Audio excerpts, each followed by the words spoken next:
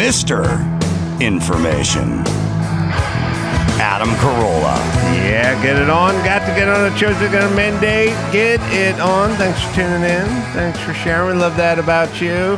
Fitz Dog in studio. Jessimae Peluso in studio. All right, guys. So the fire. Now, the fire got to Pasadena, and it got to La Cañada, and it got to parts of Santa Monica, and it got to Malibu, and it got to the Palisades. You guys are Venice Beach area?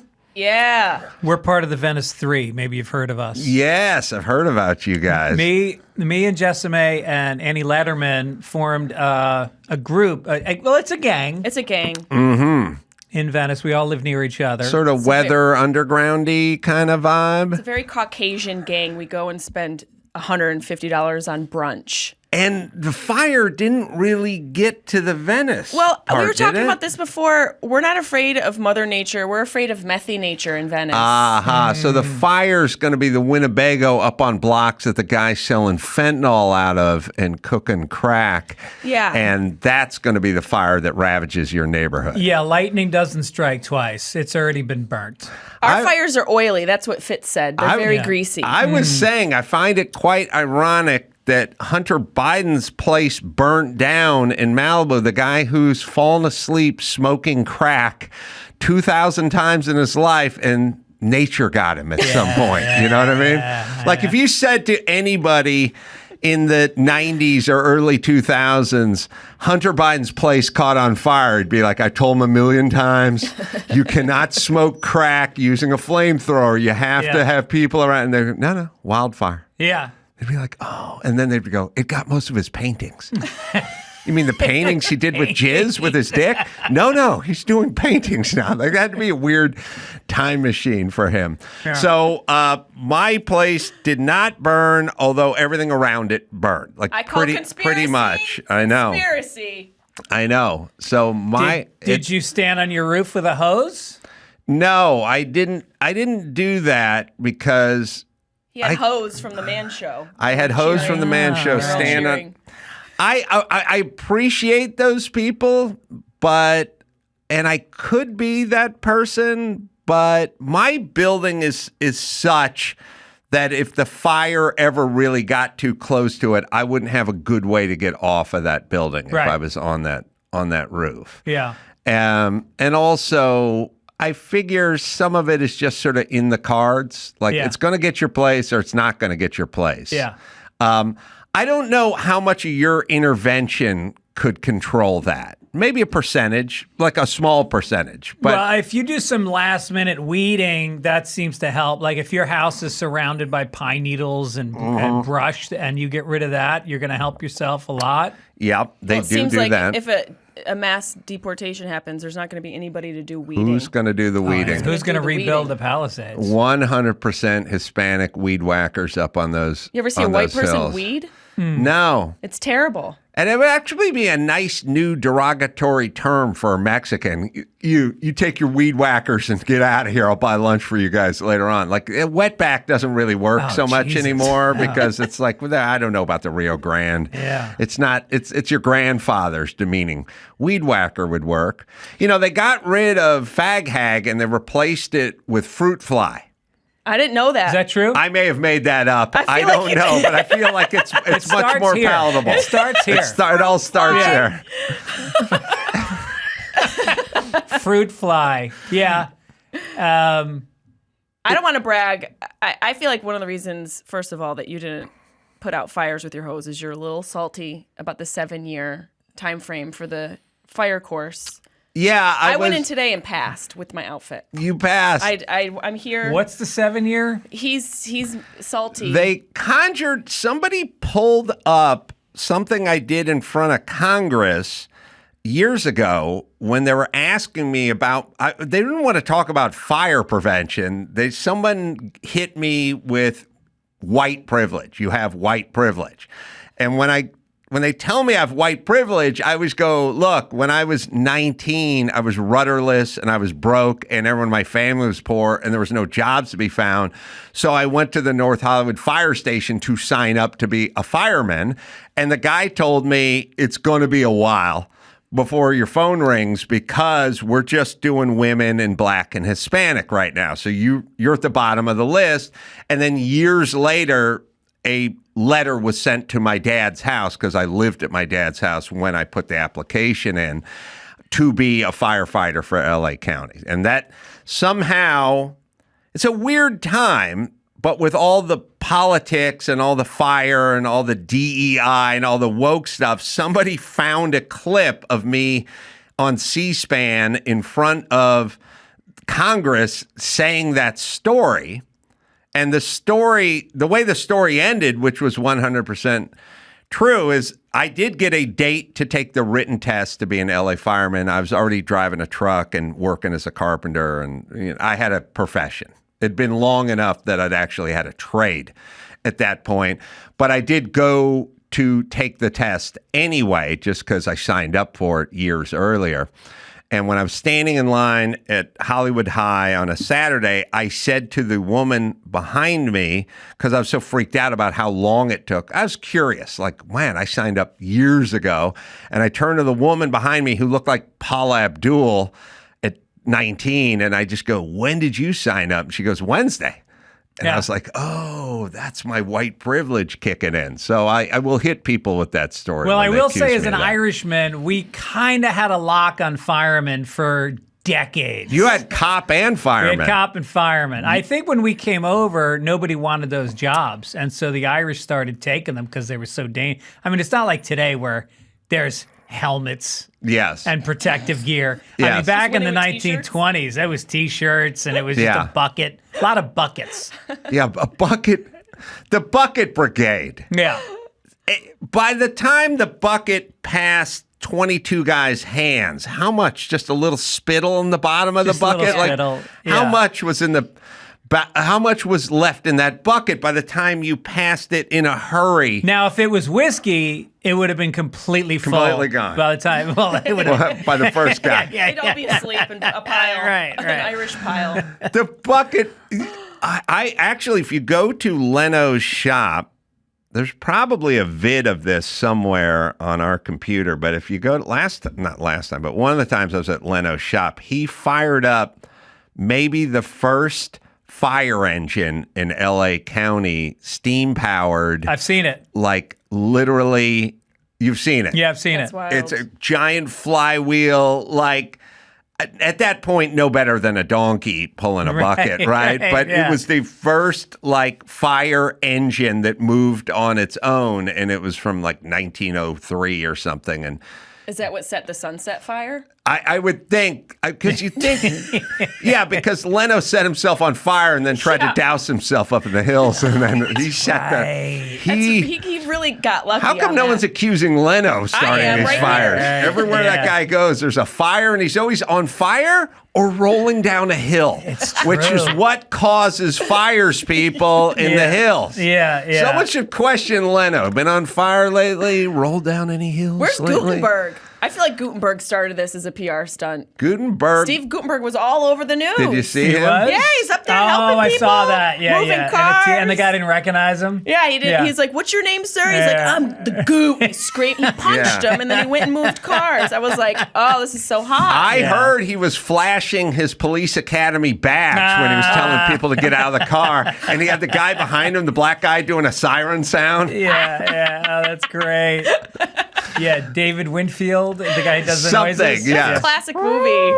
I've been to Gutenberg's pad. Stop. I know. Tell us everything. Go to a lot of houses. I do not know if Gutenberg, we can look to see if his place went up, but when I did Dancing with the Stars, Gutenberg was on, and he invited all the cast over to have a barbecue at his house. And his house was above Sunset, right in the middle of where the fire is. Like literally you just go uphill and turn left. And God, the other guy's house, Dennis Quaid had a house up there too. He was in the news too, packing up his daughter's clothes in the car. And Quaid was? Yeah. And I was like, where were you? The day after tomorrow, you didn't help us? Yeah, you're right. I mean, come on. It freezes over. You were there. We're burning. Where are you? Yeah, the movie about the Ice Age. Yeah. Yeah. Now we know what these guys are like in real life. Yeah. Gutenberg, you wouldn't expect to be a hero. Shows up's a hero. Quaid, he's packing Prada pants into the car and he's out of town. Quaid, in that movie, The Day After Tomorrow, was like at some sort of meteorological like place in I don't know where, in like Philadelphia, and he's like, my son is in New York City, and they're like, all the roads are closed, and he's like, we're walking. And they literally That's right. They walked over the ice. I'm like, there's no way Jim Carolla. My dad would have been like, where's your son? He's in Van Nuys. Okay, that's a bridge too far. Too bad. But the roads are open. You have a car. Let's slow it down, champ. Slow it down. I haven't eaten yet. You know, the Prada pants, like the bar is high on like, I put some clothes together to donate. You did? Because I wanted to do something. Yeah, you got to do something. That's And like the then least I'm you could watching- do, and I'm proud of you. I did the same. We did it. And then I'm looking at KTLA and they're like, yeah, we're good. Like Spielberg doesn't need my used Costco socks. Yeah. You know, Those are good. But I mean, they want Prada. Yeah. We got to... They're turning down clothes. They're Yeah. like, no. Were these used? Were these gently washed? I got asked that. I said, I don't know. Yeah. She's like, we're taking only things with tags. I was like, oh, go to the store then. You're right. I'm donating clothes. Fitzdog stuff's all flame-proof because it's got jizz all over it. That's right. That's what Is that how I've you see me? learned. Is That's that- how I is that think your of vision you. of me? Yes, that's your Just built-in protein. retardant. That's right. I've heard enough stories. I don't see you like that at all, just for the record. No, I think she has a different vision of me Did than that. you're old enough, Fitzdog, did you have asbestos pajamas growing Yes, up? absolutely. What? Yep. Cancer-causing asbestos, they thought, let's make onesies out of this stuff. Yeah. And they had asbestos pajamas, like fire-retardant pajamas. It's confusing because in the word Environmentally challenged. That's right. fire Sorry. mentally challenged. Yeah, it's not fire retardant. Yeah, fire was best in a big thing because people did a lot of drinking and a lot of smoking and a lot of arguments where the dude would end up on the sofa. Like, remember that thing, that trope from the 70s? Like, you're sleeping on the sofa tonight. Yeah. And then the guy'd go to the sofa, light a cigarette, pour a highball, and at some point pass out. Yeah. Thus, the house would So it's, go up you're in saying flames. it's the woman's fault I'm for saying it's the arguing woman's with the fault man. for We banishing the caused guy the and fires. driving him to drink. My dad spent some nights on the couch. Your dad had some sofa nights? Well, you know, we come down Saturday morning, we want to watch Tom and Jerry, and Right. and then we walk into the TV room, and there's Dad, and the middle cushion is wet. He's on That there. that was a lot of Saturday mornings. Well, why was it so wet? Alcohol? He would wet himself. No. Yes. You guys sat in it?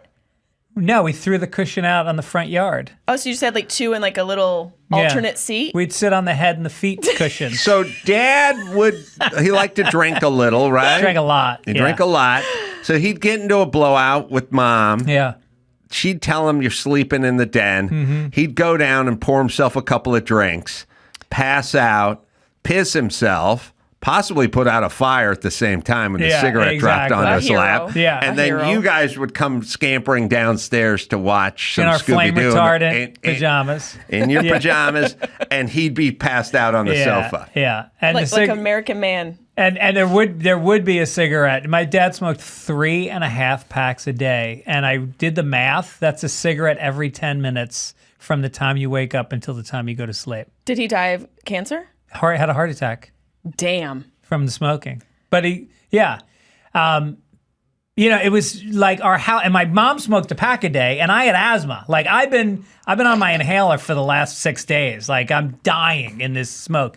But I grew up in a house where there was just in the car, windows up. It was in New York, you know, freezing cold, and the ashtray was spilled over, like the floor under the ashtray had a mound of ashes on it. Yep. And then they'd crack the window and flick the ash towards the window. We're in the back seat. Right. It's like Mount Vesuvius back there. Yes. Do you remember? You know something I don't think kids will ever experience again, which is like the friends you had whose parents were smokers. Steve Hughes, my friend, both his parents smoked, and they lived in a small little rental house in North Hollywood. And when I would come over to Steve's house, you'd walk in, you just go, "Oh yeah, I got it." Like you're smoking. Like there was this smoker's house. Like now. either nobody smokes or they go out to the patio and sort of turn their back and chip away a little bit. But there is no more that smoking. You had the smoker's house. We used to have to change the curtains and the carpeting on a regular basis because the room started to be like, it was just filled with nicotine. Right. And you would walk in there, it got to where you couldn't, even when they weren't smoking, it smelled so bad. So you guys, no interruption in your life with the fire. You didn't have to evacuate, right? We were fine. I don't know. You were away. You were like the mayor. I was in South Africa for 3 weeks. Oh, you were? Yeah, and when I flew back, we were flying in, and we had no media for 24 hours, but it didn't matter because we flew in at 3 o'clock on Tuesday. The fire started around 1, so we're looking at it started like 10:45 in the morning. Something. Yeah. Oh. So it was up and running, but we didn't know about it. And as we're landing, we see flames and fire in what looked like Venice. Now, you can't tell from the air. You can't tell, right? I was like, what the fuck? You're like, Jessie fell asleep with a joint in her mouth. Again? Again? This girl. Jesus, why wasn't she wearing her flame retardant nightie? How was South Africa? It was amazing. It was a trip. I was with my wife's side of the family. Mm-hmm. I don't know the perfect number of people to travel with, but 17 is not it. Jesus. How do you decide on where to eat? Oh. Everyone for themselves at that point. It was, and I would say 16 of them have ADHD. So like every time you had a place, we had 3 cars with people packed into them, and one of them would veer, because my sister-in-law, Pat, who I love, but she's AD. Oh, there's a lovely cappuccino place. There's yummy little, and so there was just turns off. But I did stand up on the night before I left, I did stand-up comedy, which was very cool. That's fun. It was so fun just to watch my jokes go down the toilet, but in the opposite direction they normally would here in the United States. I thought you said you weren't going to play Sun City anymore. Yeah, don't play Sun City. And it was great. I didn't know what material to do because it's South Africa, so I just went right into it. There was like black and white couples, and I was like, oh, you guys try to piss off your parents here too? Yeah. Did abortion joke, because you could have an abortion there. I said, I'm just here to get my daughter an abortion, and she's sitting in the front row. How were you received by your own brethren? It went good. Oh, good. Yeah, it went good. It was, they wanted me to do an encore. Like I headlined the show, and then I was done, and like I really felt like I got out of there. I did like a half hour, but it was like I really poured through my jokes to see which ones would work here. And they called me up for an encore. I didn't have anything else that would work there.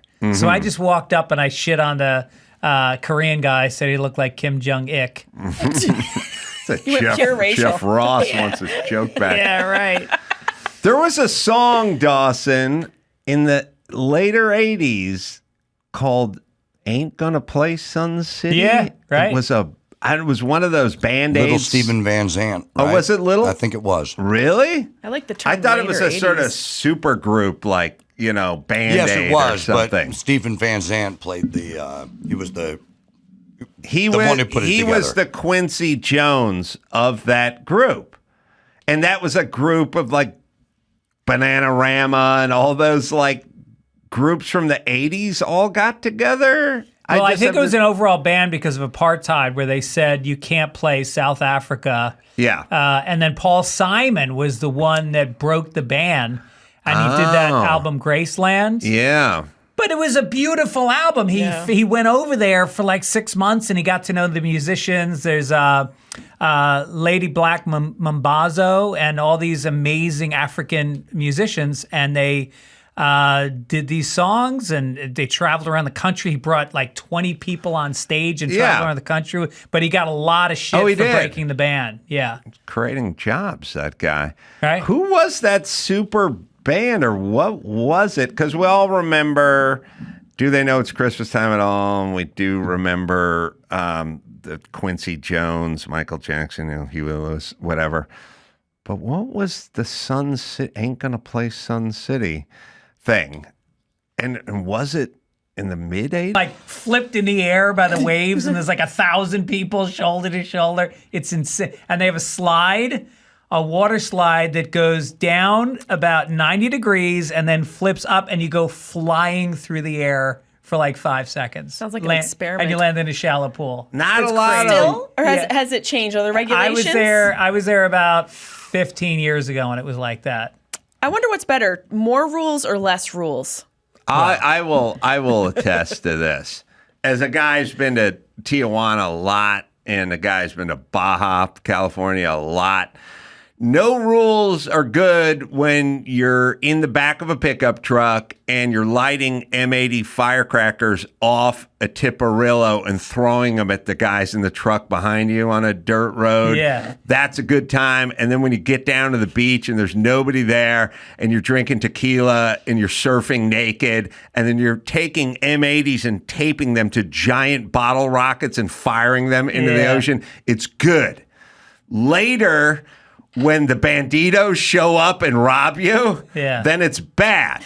You see, it's like it's a kind of double-edged sword. The lawlessness is great for fun, but it kind of sucks when you're getting rolled and they're stealing all your shit. Yeah, we got kind of rolled in Mexico. We were going, my daughter's a big surfer, so we had this guy we found online, and he picks you up at the hotel and drives you like a half an hour up the coast to this great break. There's a really good surf break. Is that like Rosarita? No, further south, down above Cancun. And so we get picked up by a pickup truck, and the guy's got the boards in the back, and he's got a 2-row pickup truck. And we get in, and we start driving, and then about 6 taxi cabs follow us, surround us, and pull us over, and basically kidnap us. They come out, they're yelling at the guy. The guy gets punched in the face. He takes off. Oh my They gosh. pull in front of him. There's a car crash.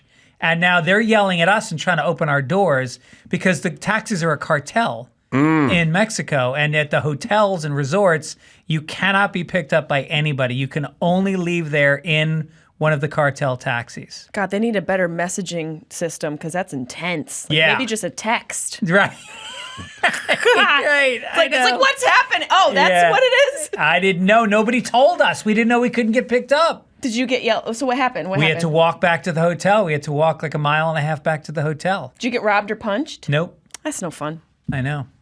Yeah, it's pretty lawless, but it's fun. Yeah, it Yeah. sounds like yours But was it's really also fun. lawless. Yeah, I had a friend of mine, Chris.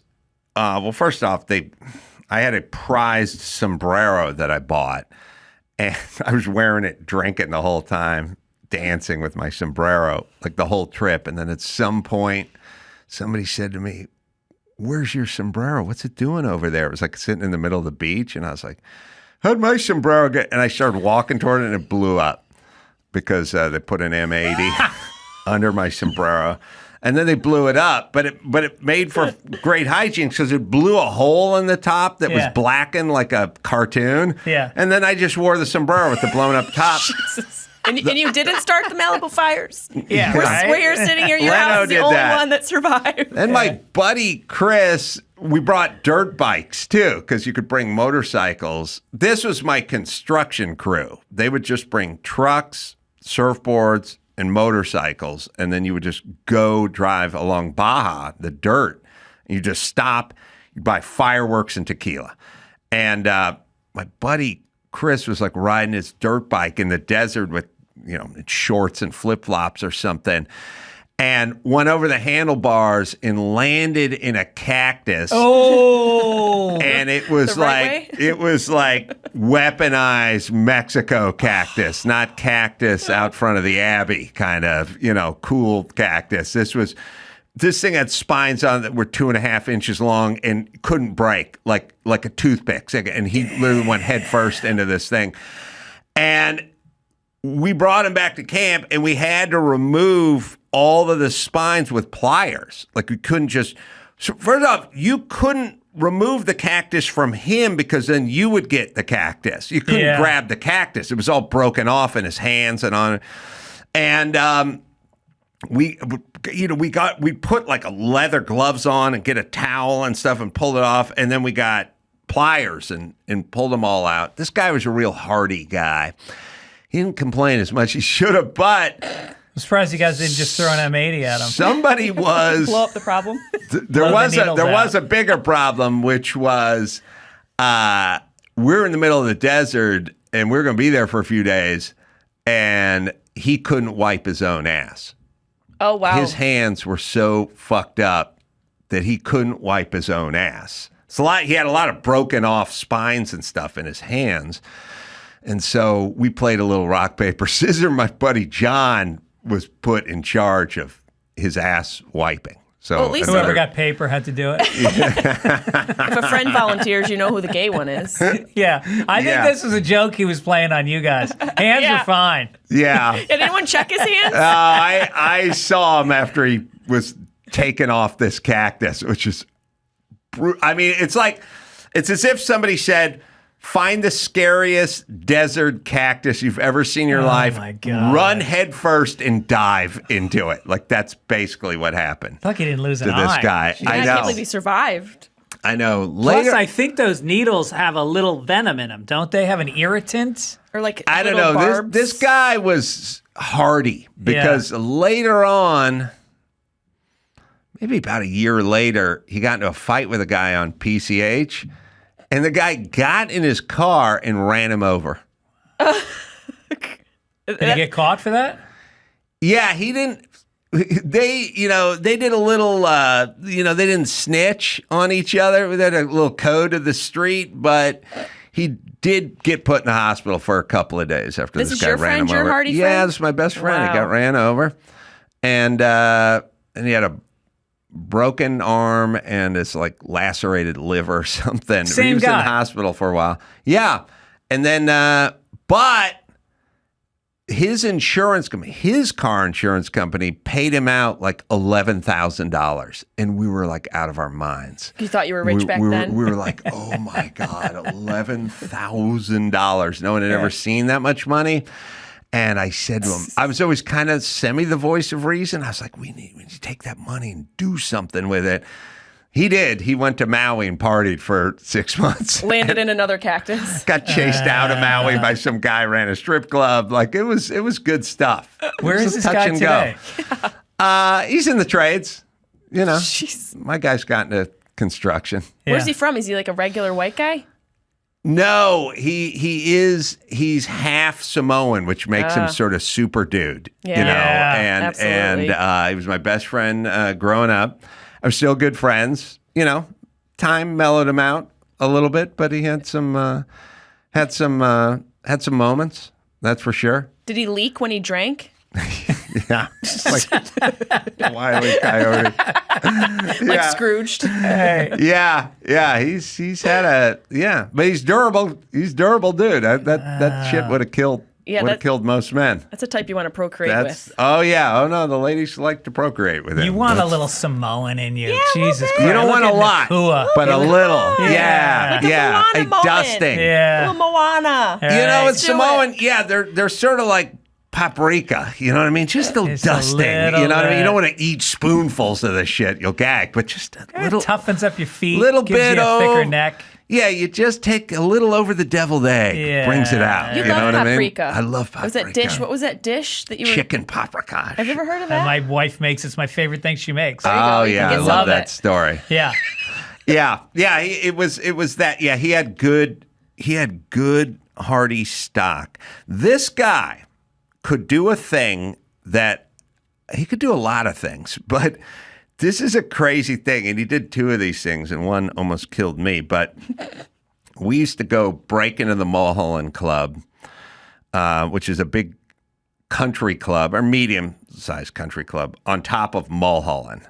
It's where all the Jews go and play tennis, I guess, basically.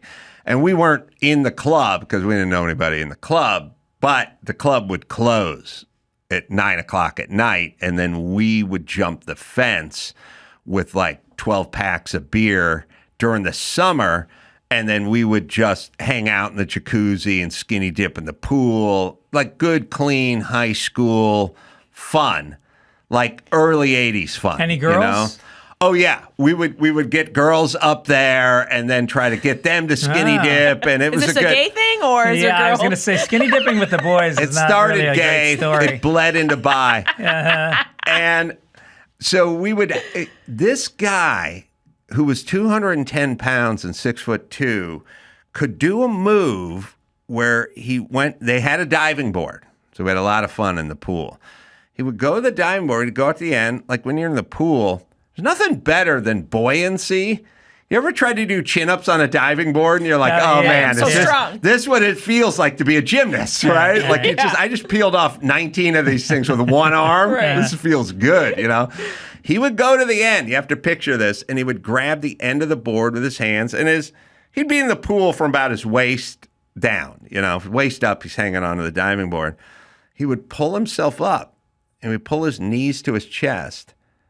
And he would flip himself over and land on the diving board. And I'm like, I'm going to fucking do that. And I tried 30 times. You can get your knees to your chest. Yeah. You can't wrap around. Another time in my apartment, there's a doorway going from the kitchen to the living room.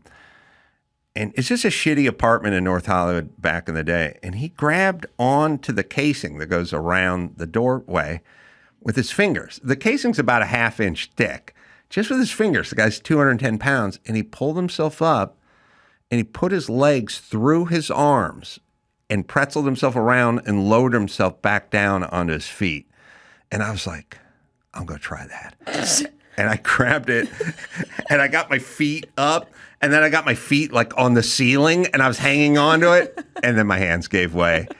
Head hit first. Nice. Boom. Right on that aluminum strip between the linoleum in the kitchen and the carpet in the living room. Just completely tacoed myself. But yeah, the guy was Wait, guy this was is the Samoan strong. guy? The same guy. Half. Oh my no. guy's Do one of your little movies about this guy. I know. Oh my. Forget Paul Newman. Oh, I want to my see this God. guy's story. Oh my God. The stories, they never end with this guy. Jesus. Yeah.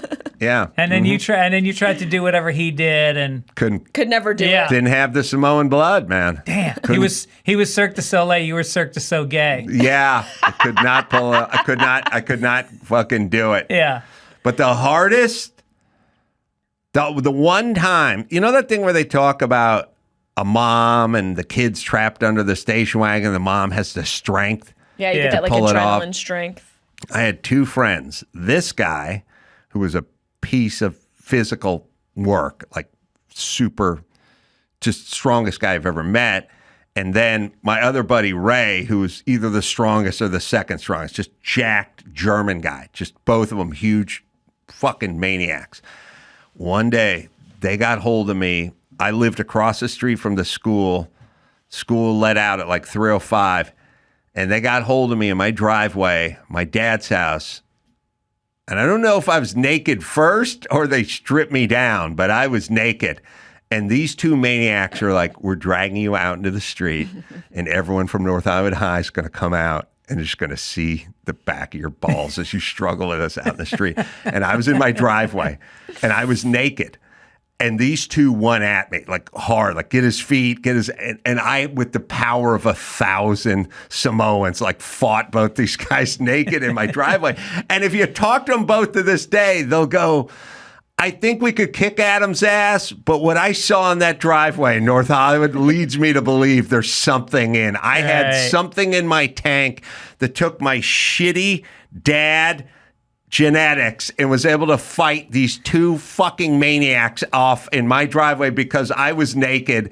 That's and right, I did not want to go. That's why they took their pants off in Braveheart. I took the blue paint, I put it across my face, and I was like, I'm a warrior now. And we went. I gave them the move that they did in, God, what was it? Was it, oh, God. What was the Schwarzenegger movie where he fought the alien? Not Terminator. Not Terminator. Predator. Oh, yeah. Predator.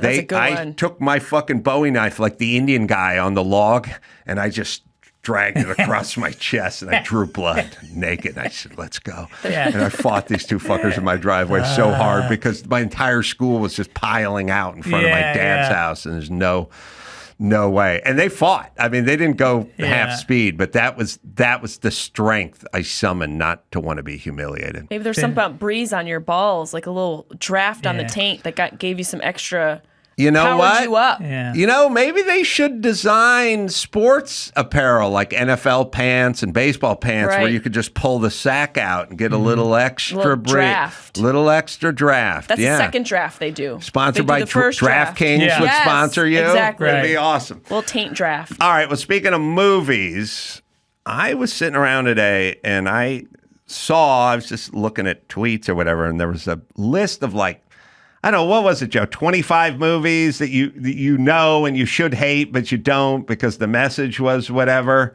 25 celebrated movies that actually have a bad message. Yeah. And I thought, all right, I did that with Little Miss Sunshine. I've done 20 minutes on why that's a horrible message. I think we'll take a break and then we'll come back.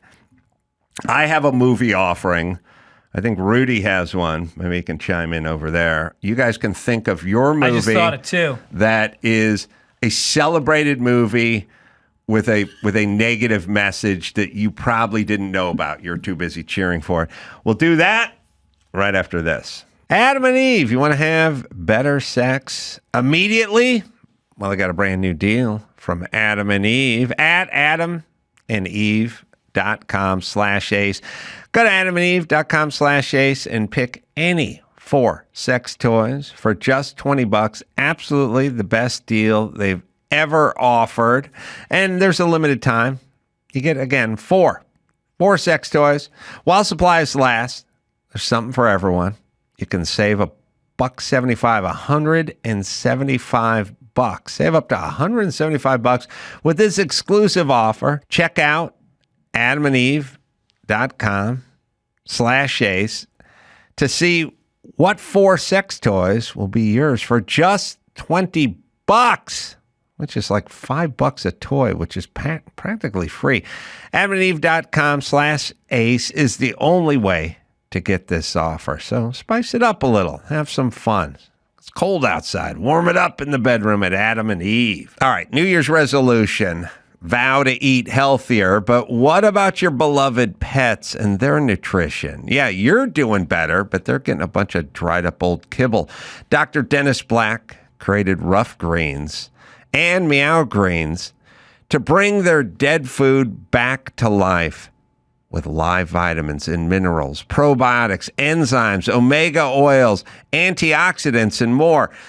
See, pet food is dead food, and you eat dead food, soon enough, you're going to join it. You need to bring it to life. All, by the way, in a tasty formula your dog or cat will love. It'll improve their coat, digestion, energy, and mean less vet bills. I've been doing this with Phil, holding the sack right now. VitaSmart. You don't have to buy food and keep it in the refrigerator. You just sprinkle this on top of the food you're currently serving your dog or your cat. Get a Jumpstart trial bag. It's normally $20. It's free with the promo code Adam. You just cover shipping. It's a free Jumpstart trial bag. That's it. You just go to ruffgreens.com. Use the code Adam. Try it out for free. Your dog's going to love it, and you'll notice the difference quickly in your dog's vigor and health. Rough Greens, so good, your pet will ask for it by name. It's time to check Adam's voicemail. Adam, it's Willie. Just wanted to say thank you so much for not shying away from sharing opinions that would, in some circles, have you deemed literally worse than Hitler. In fact, one of my female colleague friends heard me listening to your show and now thinks I'm worse than Hitler for not jumping out of my skin when you unabashedly referred to a woman of color firefighter for the Los Angeles Fire Department as a dyke. You can leave us a message at 888-634-1744. Listen, there used to be a group called Dykes on Bikes. It was an accepted term. We're getting Fitzdog's headset sorted out. By the way, dates. People have dates. People have shows. Fitzdog's going to be playing January, not Sun City, but January 17th and the 18th at the Comedy Cabin in, I guess that is in Wisconsin. It's in Janesville, Wisconsin. Janesville. Yeah. Did not know where Janesville. Levity Live, Palisades. What? Oh, Nyack, New York. New York. Okay, Yeah. got that. Fundraiser. And doing shows all over the place. Raleigh Improv, Milwaukee. You should go to GregFitzsimmons.com. Or just fitzdog.com. Either way. Go there. And Simple. let me see what I got over here. And you guys can think about those movies. Jessimae, let's see. You got live dates. The Comedy Club of Kansas City coming up. That is March 14th and the 15th as well. Both great stand-ups. And Sharp Tongue, name of the podcast, as well. All right. So then movies. So I guess Joe's got some that we can wet our whistle with, and then we can offer our own bad movies. But what is on this list, according to the list I read this morning? Starting at number 1 is Grease, but there's a little description on there that says why we're not supposed to like Grease or why it's got a bad message to it. And that's, so I got Parent Traps, number 3, Pretty Woman is number 2, Twilight, 4, Sleepless in Seattle, Mrs. Doubtfire, Breakfast Club. Breakfast Club is like, these kids are delinquents, they learned nothing, and they went home. Like, and it's kind of like, yeah. Like most of American kids. Yes, I guess maybe right. And they're pretty obvious. Like Grease, like change who you are for the person that you want to be with. Pretty Woman, a rich man will save you. Yeah, what's wrong with that? Yeah. What's wrong with that? What's wrong with a hooker getting off the streets? I'm just trying. It triggered me. Frozen, they didn't like. Frozen was cruel. Yeah, because they're horrible to her, and now she's supposed to save them. You got the Parent Trap. You split up 2 twins, and they get the parents back together. That was a theme back in the day. Somebody get the parents back together. Let's see. What was the beef with Mrs. Doubtfire, which I just saw recently? Robin Williams is amazing talent in that when you watch that movie. It's okay to deceive your ex and your kids. I don't know. Infiltrate their lives in disguise and poison your ex's boyfriend because you did it for the kids. I don't agree with this. I don't agree at all. Pinky toe, you're wrong. You're wrong. Yes, Breakfast Club is no one learns anything, and they might I just actually don't like that be Mrs. dumber. Doubtfire was reading books to the kids. Yeah, I don't like. I don't drag. appreciate that message either. Oh, you're right. Some of those books might be Drag canceled Queen too. Story Hour. Right. If You're it was right. Dr. Seuss, it's not okay. Right. Titanic, an old lady thinking about some bum who she had. All right, I this already is love that one. Wait, read that one. That one's good. an old lady thinking about some bum who she had a one-night stand with years ago, and then she throws away millions worth of jewelry when her granddaughter is right next to her. I would be pissed too. I'd be furious. Just imagine being a granddaughter and your old demented granny throwing away your inheritance, and most women think it's a love story for the ages. It's like my mother calling me from the slot machines every day. It's like I can hear my inheritance just being pulled going by a one-armed bandit. Would your mom call you from the slots? She goes, I go, where are you? She's like, I'm at work. Right. Does she ask you to Venmo her some more money? No, she's got money, but it's going fast. Joe's mom is a slot jockey. Yeah. What is it about Too. the Irish and slot machines?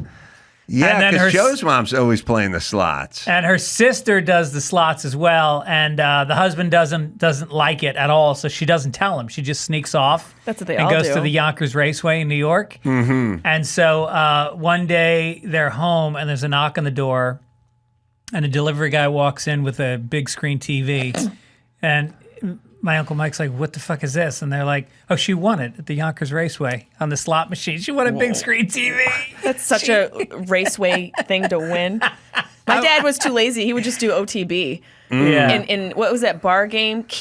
Bar Keno? Yeah, off-track betting or whatever. Yeah, they call off-track it. betting and quick draw from the TVs. Oh, I want to tell everybody, male and female spouses especially, or whomever, telling people to stop doing stuff rarely has an impact. All they do is sneak away and go do it. Like you could yell at your 14-year-old to quit being gay, and all he would do is sneak out of the house and jack some dude off. Dude. Yeah. It doesn't work. You know what I mean? Like you can go, no more smoking, and then you'll find the guy around the back of the house standing at the dog run, bent over, chipping away. You can say no more gambling, and then they go, I'm going to the mall, and then they go to the track. Like as a parent, I literally don't weigh in at all. Like we went in South Africa, my 2 nephews and my son and daughter all got South African, what do they call the rugby team? The something Bucks? Don't know. They got the tattoos. They got the tattoos. They all got tattooed. And I see it on my daughter's arm. And I'm just, you know what I said? Team? I said nothing. Nothing. Because if I gave her good for shit, you. she's going to get another tattoo. Right. So I just ignored it. You just got to join happen. them. Just got to join them. Right. It is weird. Springbok. You thought, I was under the illusion as a young child that as a father and husband, if I paid for everything, I would get a vote. Yeah. But it turned out not to be so. Oh, no. I think there was a different time where you could go, listen, I pay for that. I pay the rent or the mortgage. I put the roof over you. Like you could sort of whip out, you could play the money card. And you could go, I'm paying for that food, or we're eating.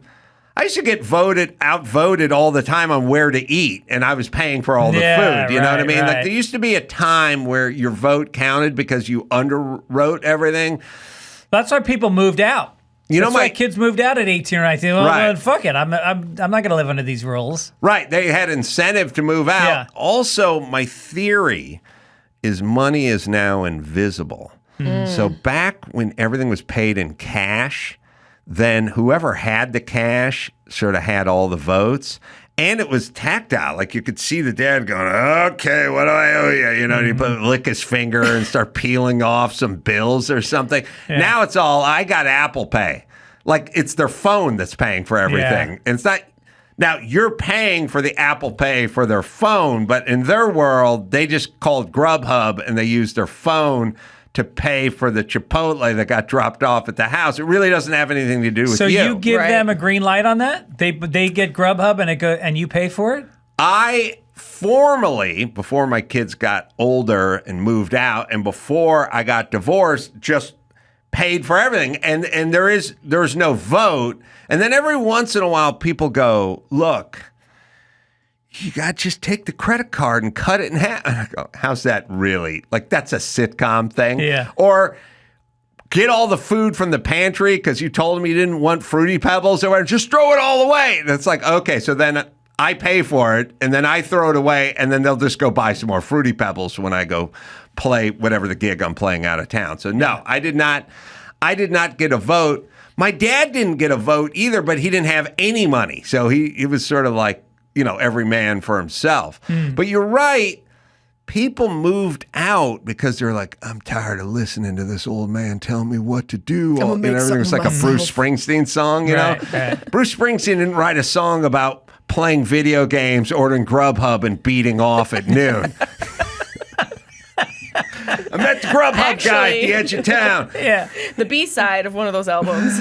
Yeah. Getting on his bird scooter and going to happy hour at the sushi place. No, you were First off, no air conditioning. Fuck it. You didn't get to watch what you wanted on TV because there was one TV and it was in the living room and your dad was watching what he wanted to watch. Yeah. Like there was a lot of reasons to move out. Like, I don't know. Well, Fitz, you went to college, right? So that's a reason. To move out? Yeah, but I never came home. Yeah, you would never And come even home. in the summers during college, I would live somewhere else. Oh, you would? Yeah, I was in Rhode Island one summer. I was out in the Hamptons one summer, just bar backing. And you didn't want to sit on your dad's piss-soaked sofa and smell his third-hand smoke. Did you bring that one cushion with you for memories to college? Yes, I gave it to my roommate. Did you, Jessimae, did you move out? Did you go to college? I did for a little bit in Syracuse, but my parents were both broke, and then they pretended, whenever they had money, pretended they didn't have money, and they always made us work. Even to this day, I'm obsessed with lists because my mom used to make us do chores. Oh, chores. So the money thing in our house was a little bit different, but not to act like they had it all together. My sister had a credit card in her name before she was out of diapers. Really? Yeah, because my mom was taking out credit cards. She had credit card debt in our name as kids. Wow. So I grew up really terrified of debt and being in debt and all of that. And wasn't your dad a gambler? Yeah, I was just going to say, it's so funny. My dad was a gambler, and he used to go back and forth between my sister and I. He'd say he's a little short this month, but that was every week between the two of us. He'd shake us down for bar keno money. When so you were we how old? supported them. This was 4 years ago. Oh, wow. Before he died. He was shaking us down. He even got my brother-in-law involved. I'm a little broke. I'm a little short. But he always also, like, I left when I was 18, but I wanted to get out because I was in Syracuse. I wanted to explore. My dad, whenever I was really struggling, would always give me a little bit to get me beyond the hump. But I'm convinced now that that was from someone else. Yeah. Like, I think this man was just shaking down other people to help me get through my little humps. And then he'd write a threatening note, "This is the last time," and I kept all those notes. There's like 100 of them. "This is the last time I'm giving you money. Don't tell the family." I have all the notes. Really? Yeah, it was never the last time. Oh, Even really? right before he died, he gave me a check, and I didn't cash it. Because then there's always like that one. How last much time. was it for? Do you remember? It was $50. When he died, was there an inheritance? Did you get Did you get the $50 then? I love that. When people die, everyone assumes like you get the will. We owed some guy named Will. Like, my dad was in debt. Oh, that's a reverse inheritance? Yeah, like, oh my God, what was in the will? I'm like, Will was at our door asking for his money back. This is a real Papa was a Rolling Stone. Yeah. He just liked to gamble and have fun. His head was his home. The greatest line. And when he died, all he left us was alone. Did you guys just become a couple? Yeah. That was really magical. It's one of my favorite lines in music It's one of the history. greatest. Yeah. He left us was alone. Yeah. Well, now this dovetails nicely because just about 10 days ago, my sister dropped off my dad's offering because my dad died recently, and my sister showed up here with a shopping bag. And I know, it's funny. Had my name on it. And she said, we each got a shopping bag. Like a scoop of dad? No, like an inheritance. What's in the Like bag? there's nothing in it. What's in it? Well, I don't mean to be nosy, but I had a Tony Bennett CD, which was autographed to Adam, which was confusing because I thought, well, my dad went and got Tony Bennett to autograph a CD to me, but never gave it to me. Yeah. And then I thought my dad would have never been able to afford seeing Tony Bennett in concert or something, or would have had the wherewithal to do it. And then I thought, maybe he sent this Tony Bennett jacket in to Tony Bennett and his assistant, like, made it out to his son, but my dad would never do that. And then I realized that the Tony Bennett CD that was made out to me was because Tony Bennett did Loveline in 2000 and made a CD out to me, and then I gave it to my dad because he liked Tony Bennett. I said, Dad, I got you a Tony. It's made out to me, but here's your Tony Bennett CD. And so it got returned to me. So that's not really an inheritance. It's kind of a lateral move there, although it still has some worth. You know, it's not worth nothing. Then I got a book called The Rational Bible, which was written by a friend of mine named Dennis Prager, who took the Bible and translated it into a rational Bible. I got Genesis. I was talking to my sister about it. She assumed she got the same book, but I said, Prager wrote a series, so you may have gotten it Corinthians or something. You may have gotten something else. I don't know. One was each book of the Bible. He wrote a... Yeah, I just got Genesis. Okay. So I got that. That's a good one. Yeah, just the beginning. That's all I got. Yeah. I got the Genesis, which could have been a Genesis CD if you think about it, now that we're on band Or one of names. those shitty cars. And I got the Tony Bennett CD, and I got an article from the LA Times from 94 that my dad wrote for the LA Times in 94 about his brother dying. So it was sort of poetic. But that was it. That was the inheritance. So I don't know. I didn't get a note from Will that I owed him a Tony Bennett CD or anything like that. So I think I'm pretty much at zero, but there are people that are below zero. Yeah. You end in a deficit. There's bar tabs to be paid. Yeah, you better believe it. I think I owe Change of Pace some cash right now. My dad died when I was young, and I was 23, I guess. And I used to write. I'm a very emotional. You know, You're me. sensitive. I'm very sensitive. You access your emotions for sure. Yes, and I'm very. I tell people that I care about them. Yeah, I feel it. And so I used to write my dad letters because I really did love my dad a lot, even though it was a turbulent relationship. But I used to write him these letters. And when I was 18, I took a year off from school and I traveled around Europe. I just hitchhiked with a backpack for like 6 months by myself. Wow. And I was lonely. I mean, it was hard. There was great adventures, but there was like really dark times. And I would write my dad these letters about how much I loved him and what he meant to me, what I learned from him. And then I'd see him and never mentioned it. Like Father's Day notes, never always like, I would insert notebook paper into the Father's Day card because the notes were so long. And so anyway, so he died, and then we were clearing out his desk, and in the bottom drawer in the back, wrapped up in string, was every note I'd ever sent him in my life. Did you lose it? Oh, yeah. So it was precious to him. Yeah. See, but he never let on to Nope. you. No, never told me. Anything with your dad? Any notes? Any Tony So Bennett many CDs? notes. My dad wrote me notes all the time. We communicated all the time, but we didn't have a lot. He didn't have much. He wrote notes. Yeah, he did. That's nice. But they were. He never was like, putting them in a formal card. It was always like inside of a bill, like an envelope that he ripped open. So it was like his NIMO bill or whatever. That's like our gas in Syracuse. So he'd rip open that envelope and then put a little note inside of that, and that would be my birthday card. So you pay the electric bill on your birthday? Yeah, thanks, Dad. But you know what I think about when you tell that story? It's like sometimes we look for the message or want the thing right away, but you got it just in a different capacity. Right. I would imagine that there was some sort of acceptance and closure in seeing the stack of notes. Oh, yeah. And it was like, he showed his love just in a different way. He grew up, tough in the Bronx, and, he had a hard life, a really hard life.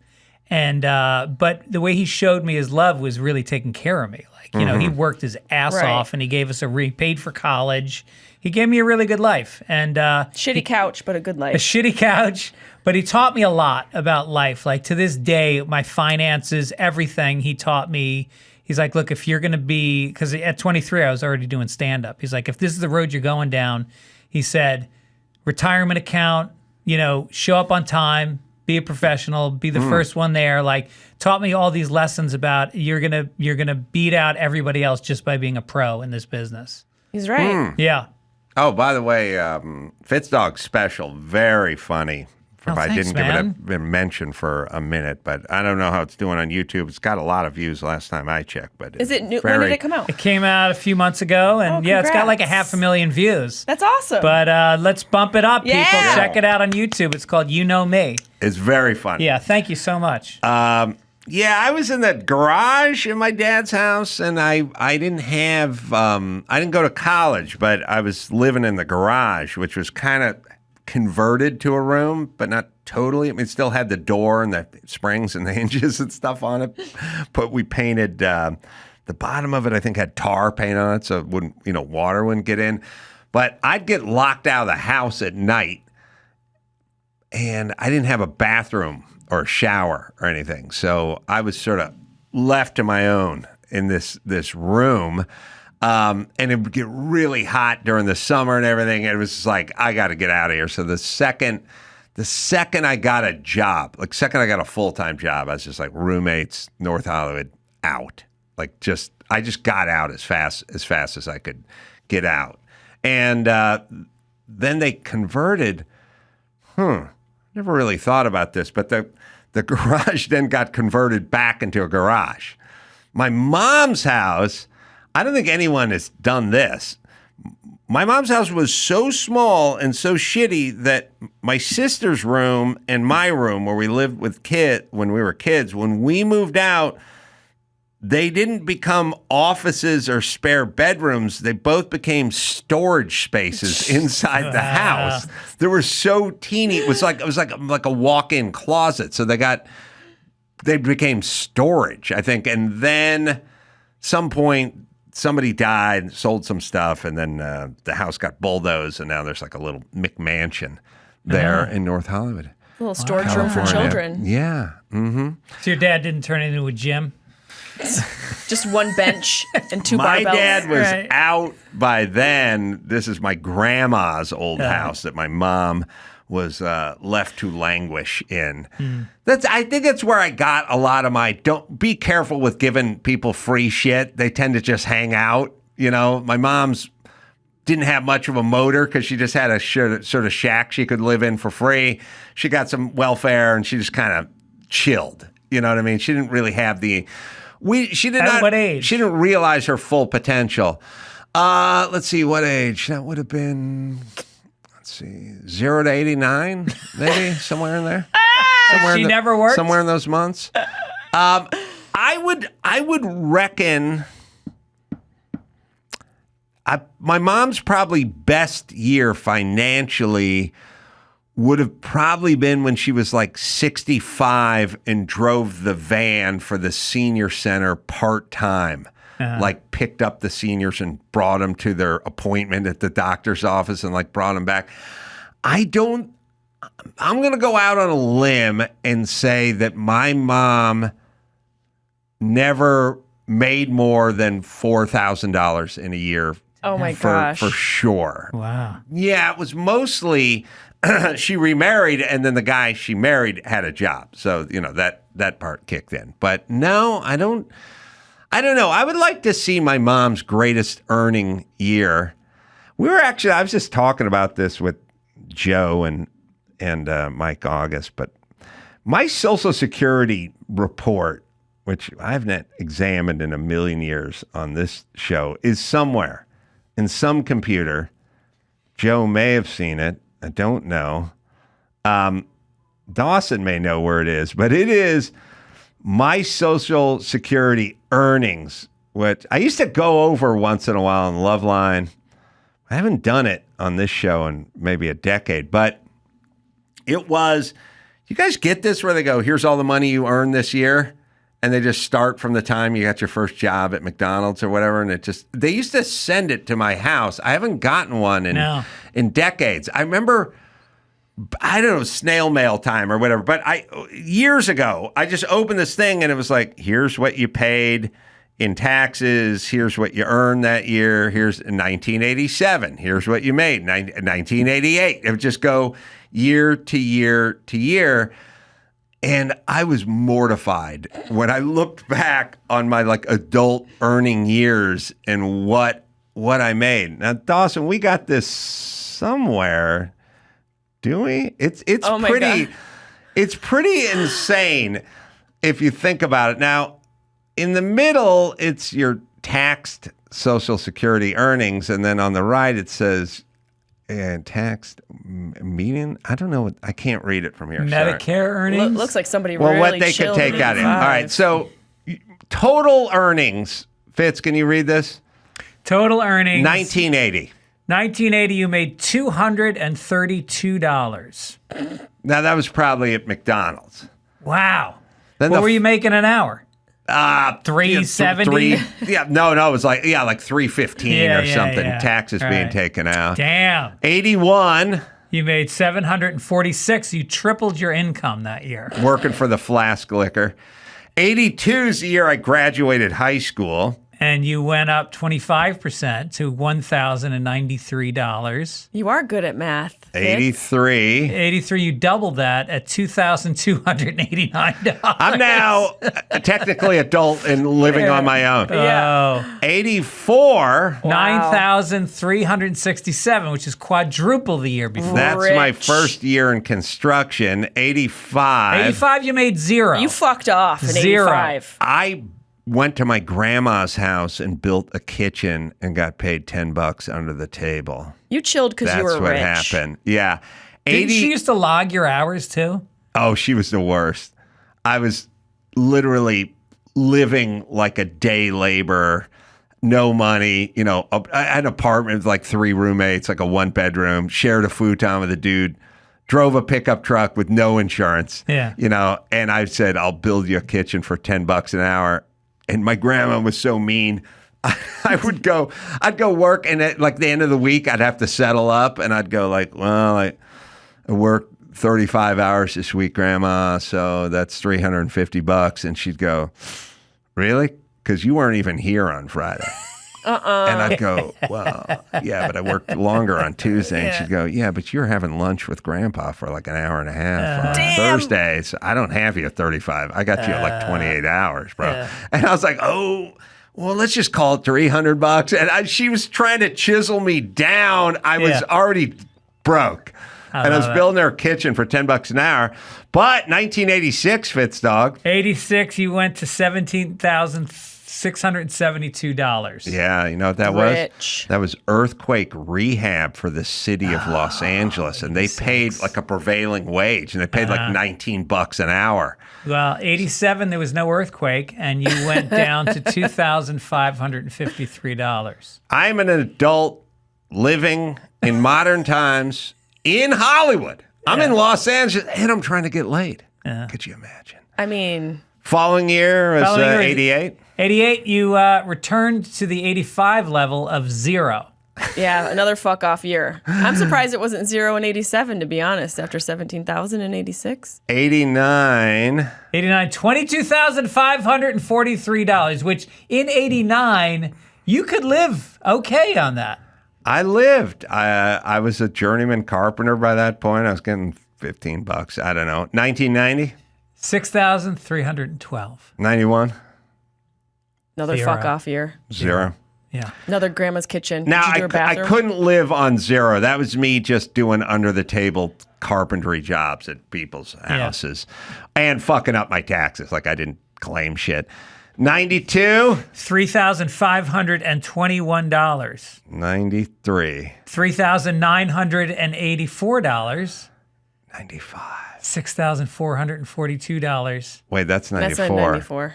95. Wow. 95, ladies and gentlemen, $36,221. Yes. What are you, Oprah? Now you got to move over to the right column. Because that's the total earnings on the right. Oh, total earnings on the right. Okay, so in 96, your total earnings for your life? No, just total earnings that year. Oh, $316,000? That's right. For the year? I got into radio. Wow. Wow. Oh, it all changed. 97. $354,000. 98. $543,000. 99. $1,237,000. Yep. Damn. That's getting into show business. That's wild. I know. I was insane. That's why we're going to have no doctors. We're going to have to do a draft for people who do skilled labor and stuff like that because everyone wants to be famous. That's right. This is why everybody's starting a podcast now. That's right. That's right. They want that 1.237 money. Yeah, even doctors have podcasts. Wait, so at that point, who are you commissioning? How many commissions are you handing out of that 1.2 million? I probably had a manager and a agent, So 20%. whatever that was. Yeah. The tax bracket is high, too. Yeah, I'm not bracket. putting it all in my pocket, but from making, $4,000 a year, it definitely was a step up. And then what year did you buy a house? Well, that's the that's the interesting thing. I think I bought it at the end of 96. And everyone was like, you've been in show business for 10 minutes and you've not formerly been a great earner. So maybe it's not a good idea for you to immediately buy a house because you may revert back to your old earning ways. And I didn't care. I was like, I'm buying a fucking house. That's exactly what my father did. He was in radio, and we moved.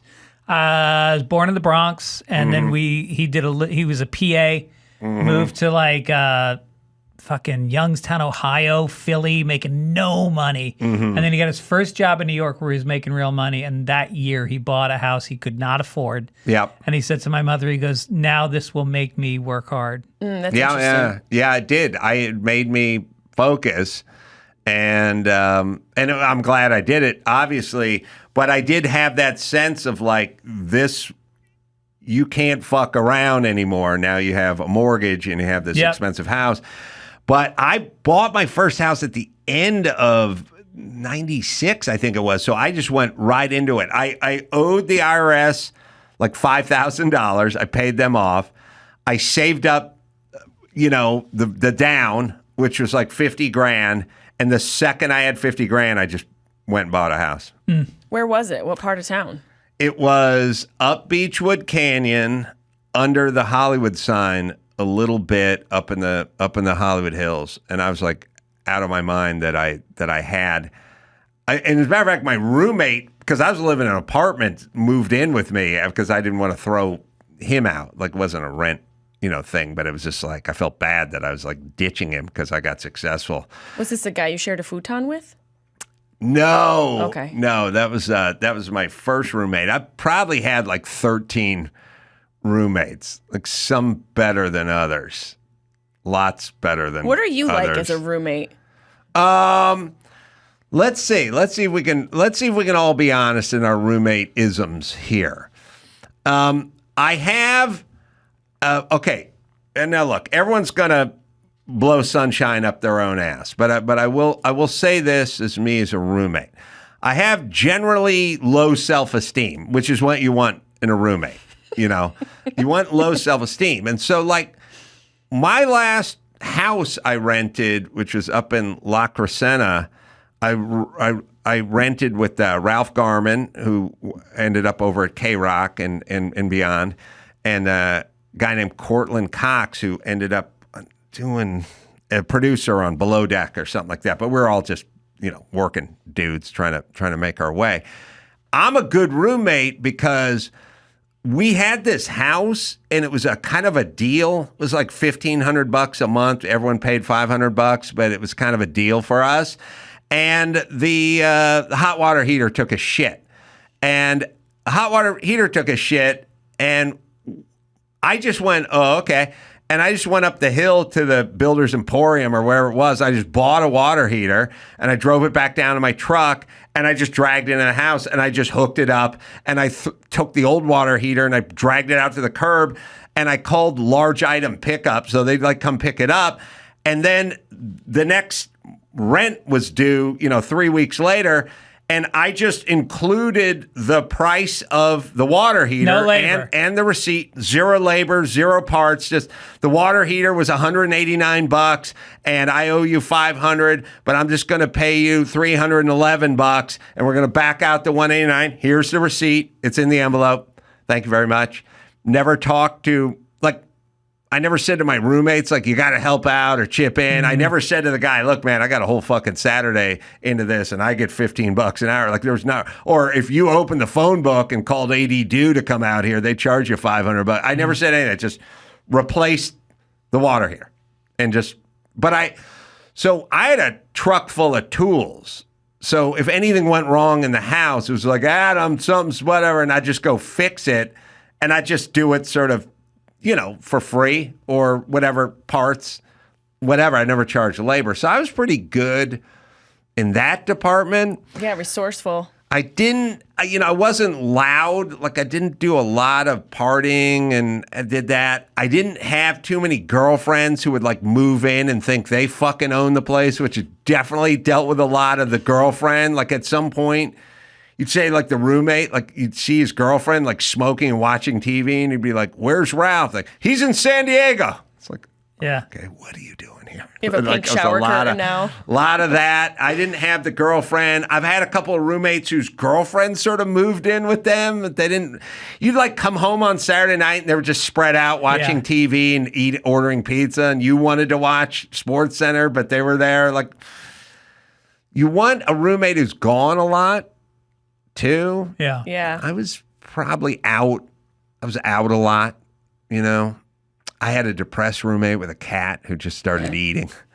And she was super pissed all the time. I was pretty good. I was pretty good. I could fix stuff. I lived with a girl. That's interesting. That's an interesting combo. Yeah, I think I only lived with one girl. And I think the problem was, I think she was kind of going through a little transition sexually, perhaps. That's a movie for you. We lived in a small apartment in Santa Monica, and she just lived there with her cat, and she was unemployed. And she just was angry that she was like unemployed and she'd hang out all day. And like at some point, I brought a couple of gals back to my room. Couple. Jesus, this guy's rich. There we go. It's rich shit. Couple gals, yeah. One white, one black, Fitzdog. I don't know if that What? means anything to you, but Means a not, lot not to too me. bad. Means a lot for America. Not too bad. And once in a while, bring a gal back, and then she'd always be really shitty. My roommate would be like really shitty to me, and then she'd be like, I'd go like, hey man, can you go get some dinner or something? Give me a little space here. And it's not a very big apartment, And she'd go, I don't know, I have to leave, And then I kind of realized later, I think she liked me and she was pissed off. I think. I don't know why, but she was pissed. If she was upset, She was always shitty if I brought someone home. Maybe she was racist and it was the black girl. Yeah, but it was mostly white chicks, Yeah. Sun City. You get it. Yeah. I picked them up. Yeah. I had a roommate take a hammer to all the dishes that were in our sink. I had a roommate throw a boot through a big sliding glass window to our patio once. Jesus. I had some roommate tried to OD on drugs. I've had some crazy. I've had some pretty fucked up roommates. I would say. Yeah. Damn. Yeah. You guys have a lot of roommates? Tons. I lived with a guy once platonically. He was my roommate in a railroad apartment, so we had to walk through my bedroom to get to his. But he's a great guy. You was good. Yeah, Lair Bear, still friends with him. Saved me a couple times. I'm gonna try to think of how many roommates I had. Let's see. You guys talk amongst yourselves. I had it when I was a sophomore in college.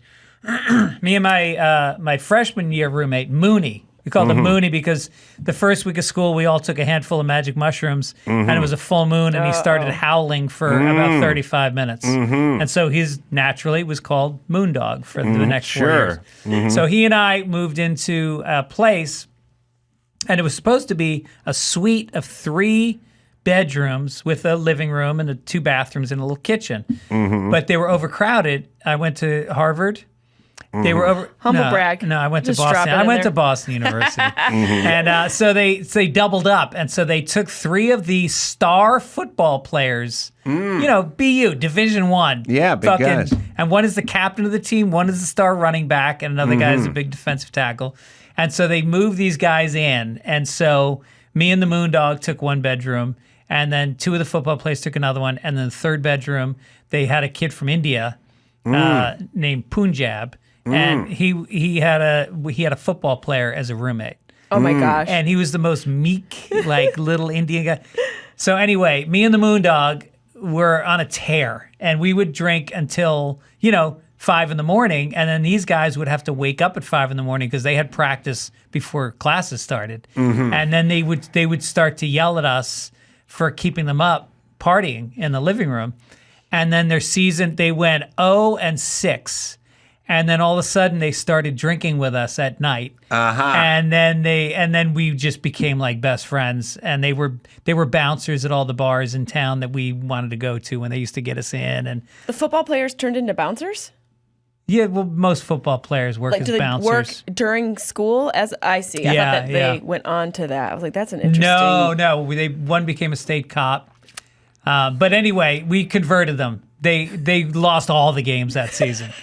Kevin McCarthy. It's your fault. Yeah. Your bad influence. Yeah. I got a partial list of roommates I just wrote down. Now, does this count as a roommate?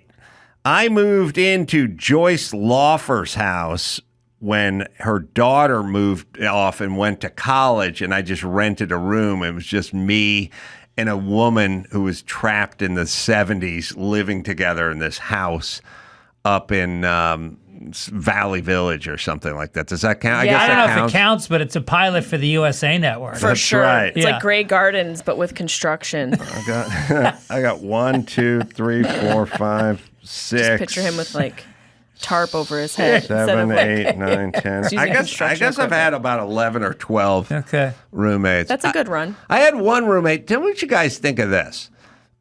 I had a roommate that we got rid of. So it was 3 of us living in a 1-bedroom apartment, and we wanted to get rid of one of our roommates, but we were friends with him. Everyone was friendly. We didn't want to tell him, hey, you got to pack it in and get out. So I called my landlord, who was named Jim Posel, and I said, hey, Jim, it was a funny conversation. I called him. I go, I don't know if you know this, but there's 3 of us living in your 1-bedroom. And he goes, it says on the lease you can only have 2. And I go, yeah, I know. That's why I'm calling. Not you reporting. Dropped a dime on yourself. And he goes, hey, you're only allowed 2. I go, I know. And I'm here to tell you that there's 3. So that's obviously against the lease. You know, we're breaking the provisions of the lease. And he goes, well, you can't do that. I go, yeah, I know. Could you put that in the form of a letter?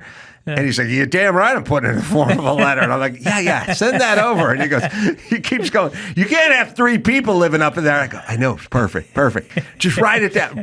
Make it look real official, you know? And so he does. So like 4 days later, I have to pretend like I'm with my roommates. I'm like, oh, Jesus, we got a letter from Jim Posel here. Oh, man, that can't be good news. What's going on in here? And I open it up. Oh, dear me. Oh, gosh, he's on to us. Jeez, he found out. I wonder who ratted us out. You think it was a guy in 3C? That little Quimby. I know he ratted us out. Anyway, one of us has got to move. He's on to us. Yeah. Someone's got to move out. Can't be me. I can't go back home. You know, my parents, there's cars parked where my bed used to be, you know, and I can't go back home. And my other roommate's like, yeah, I got saved. I can't get back in. And we looked at the guy who wanted to move out, like, sorry, man. But, you know, and he was like, oh, man. And he never knew it. Do you think Now he he listens does. to the Now- Carolla now- show? Sure. Now he does. Now he does. Yeah. Well, now he's all successful and everything's good. I So mean- Yeah. he dodged a bullet. Now, look, I was trying to not hurt any feelings. I was trying to do it in a tactful way. I thought that was an all right angle I pulled. You'd be a great politician. I would, right?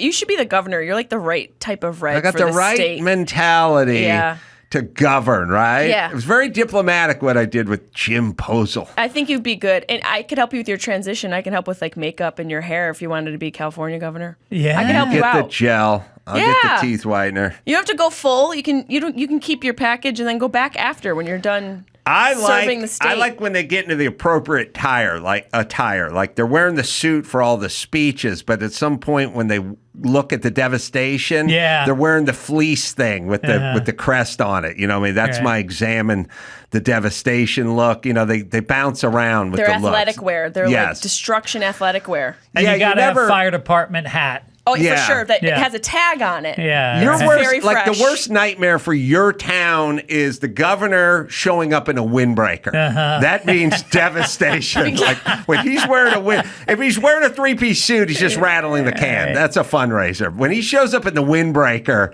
that's a bad sign. That meant there was a catastrophic fill in the blank just blew through here. All right, screw the movies. We'll do that tomorrow. Rudy's out there. Rudy's going to come in. He's going to do the news. Okay. And we'll do that. That's how you know it's a good podcast, when Yeah. you guys come up with some segment that we don't do. Yeah, That's screw right. it. That's right. We started Yeah. it and said screw it. Yeah, we're we too didn't even good get to for enter that. our movies. That is the Do fucking opposite of the segments. governor in We're a the wind. Venice 3. It's the podcast opposite of the governor in the windbreaker. It's Yes. a good sign. You have to All right. admit, Gavin does have great political hair. You can't take that from him. I don't know. I that think it coif. cost him. It's a good hairstyle. He does have a look, and it is funny. I am always intrigued that when a guy kind of looks the part, he's halfway home.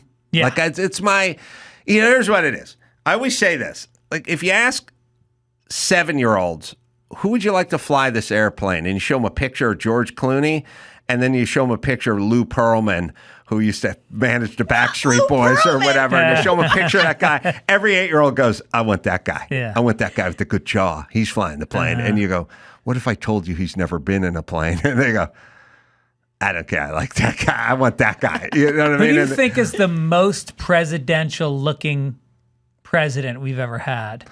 Well, I think we'd have to break it JFK. up because it's old school and new school. Like when we I'd say were from 1960 on.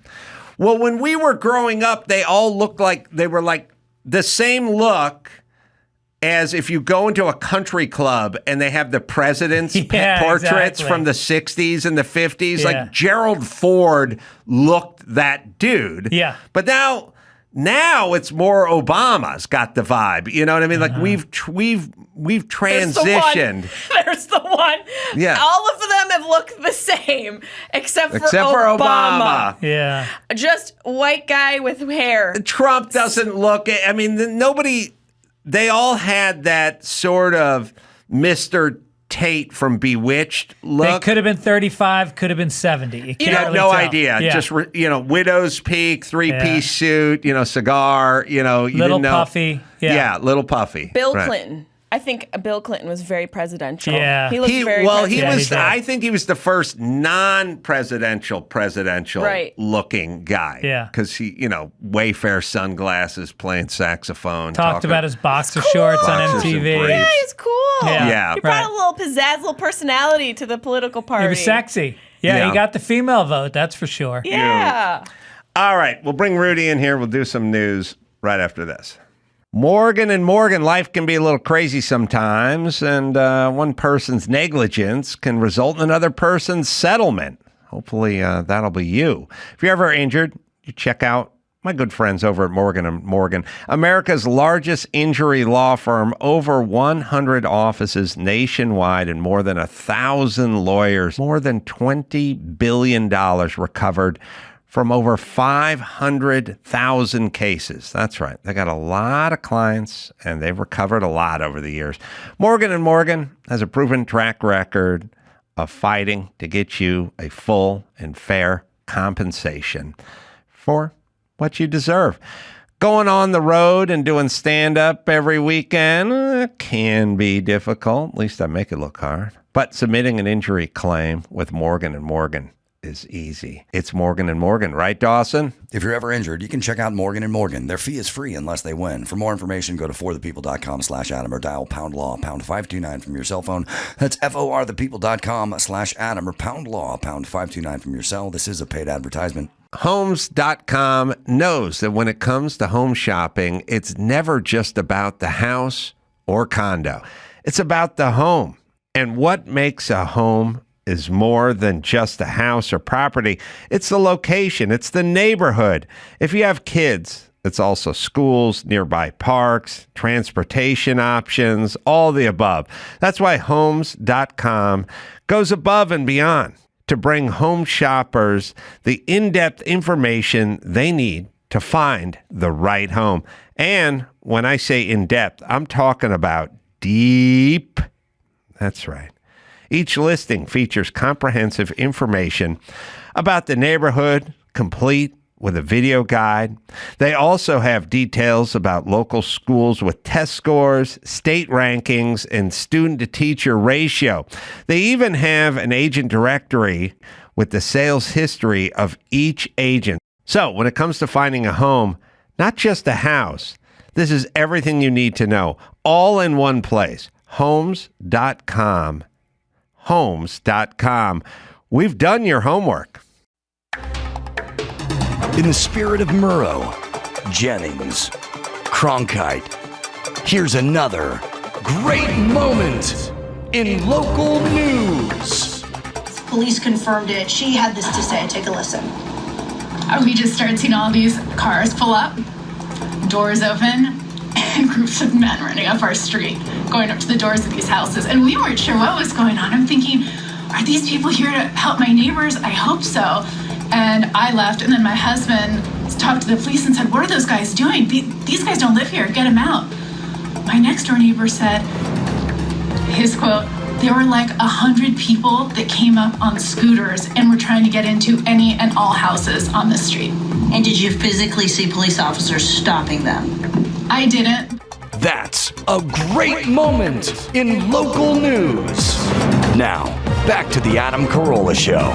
Yeah, looters. We've been looting in this city, sort of ongoing slow motion looting at the Rite Aid or at the Prada store or wherever we may be, sort of for a while. I think we're acclimated to looting. I feel like I'm used to it. They're building it into the budget for the year. They're building looting in. Yeah, they have that lost budget. Maybe we'll have to start doing in our homes what they do at the Save On or the Thrifties or the Rite Aid, where we just start putting our toothpaste in cages. Yeah. Put our universal remote in the cage. Like we'll just cage it off, and then like when the looters show up, I'll be like, I have to. This isn't my department. Yeah. I do home goods over here. We got to get my old lady if you want to get this prescription drugs or whatever. I don't have the key, but hold on. I'll see what I can do. You just push that buzzer. Someone will show up at some point and help you loot. You could get a security guard who just sits on their phone all day to stand by the door. Listen, like I said yesterday, I've said it before.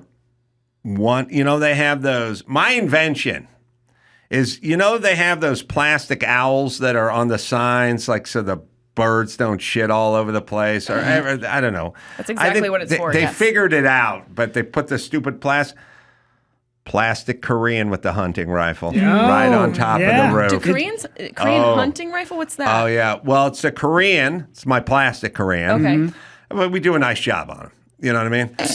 We used, I don't know, who's a famous Korean? Maybe some guy from Kim Lost. Jong-un. Kim Jong-un. He's a little paunchy. I'm looking for fit Korean. You know what I mean? Korean? Who's a Korean? I know who it is.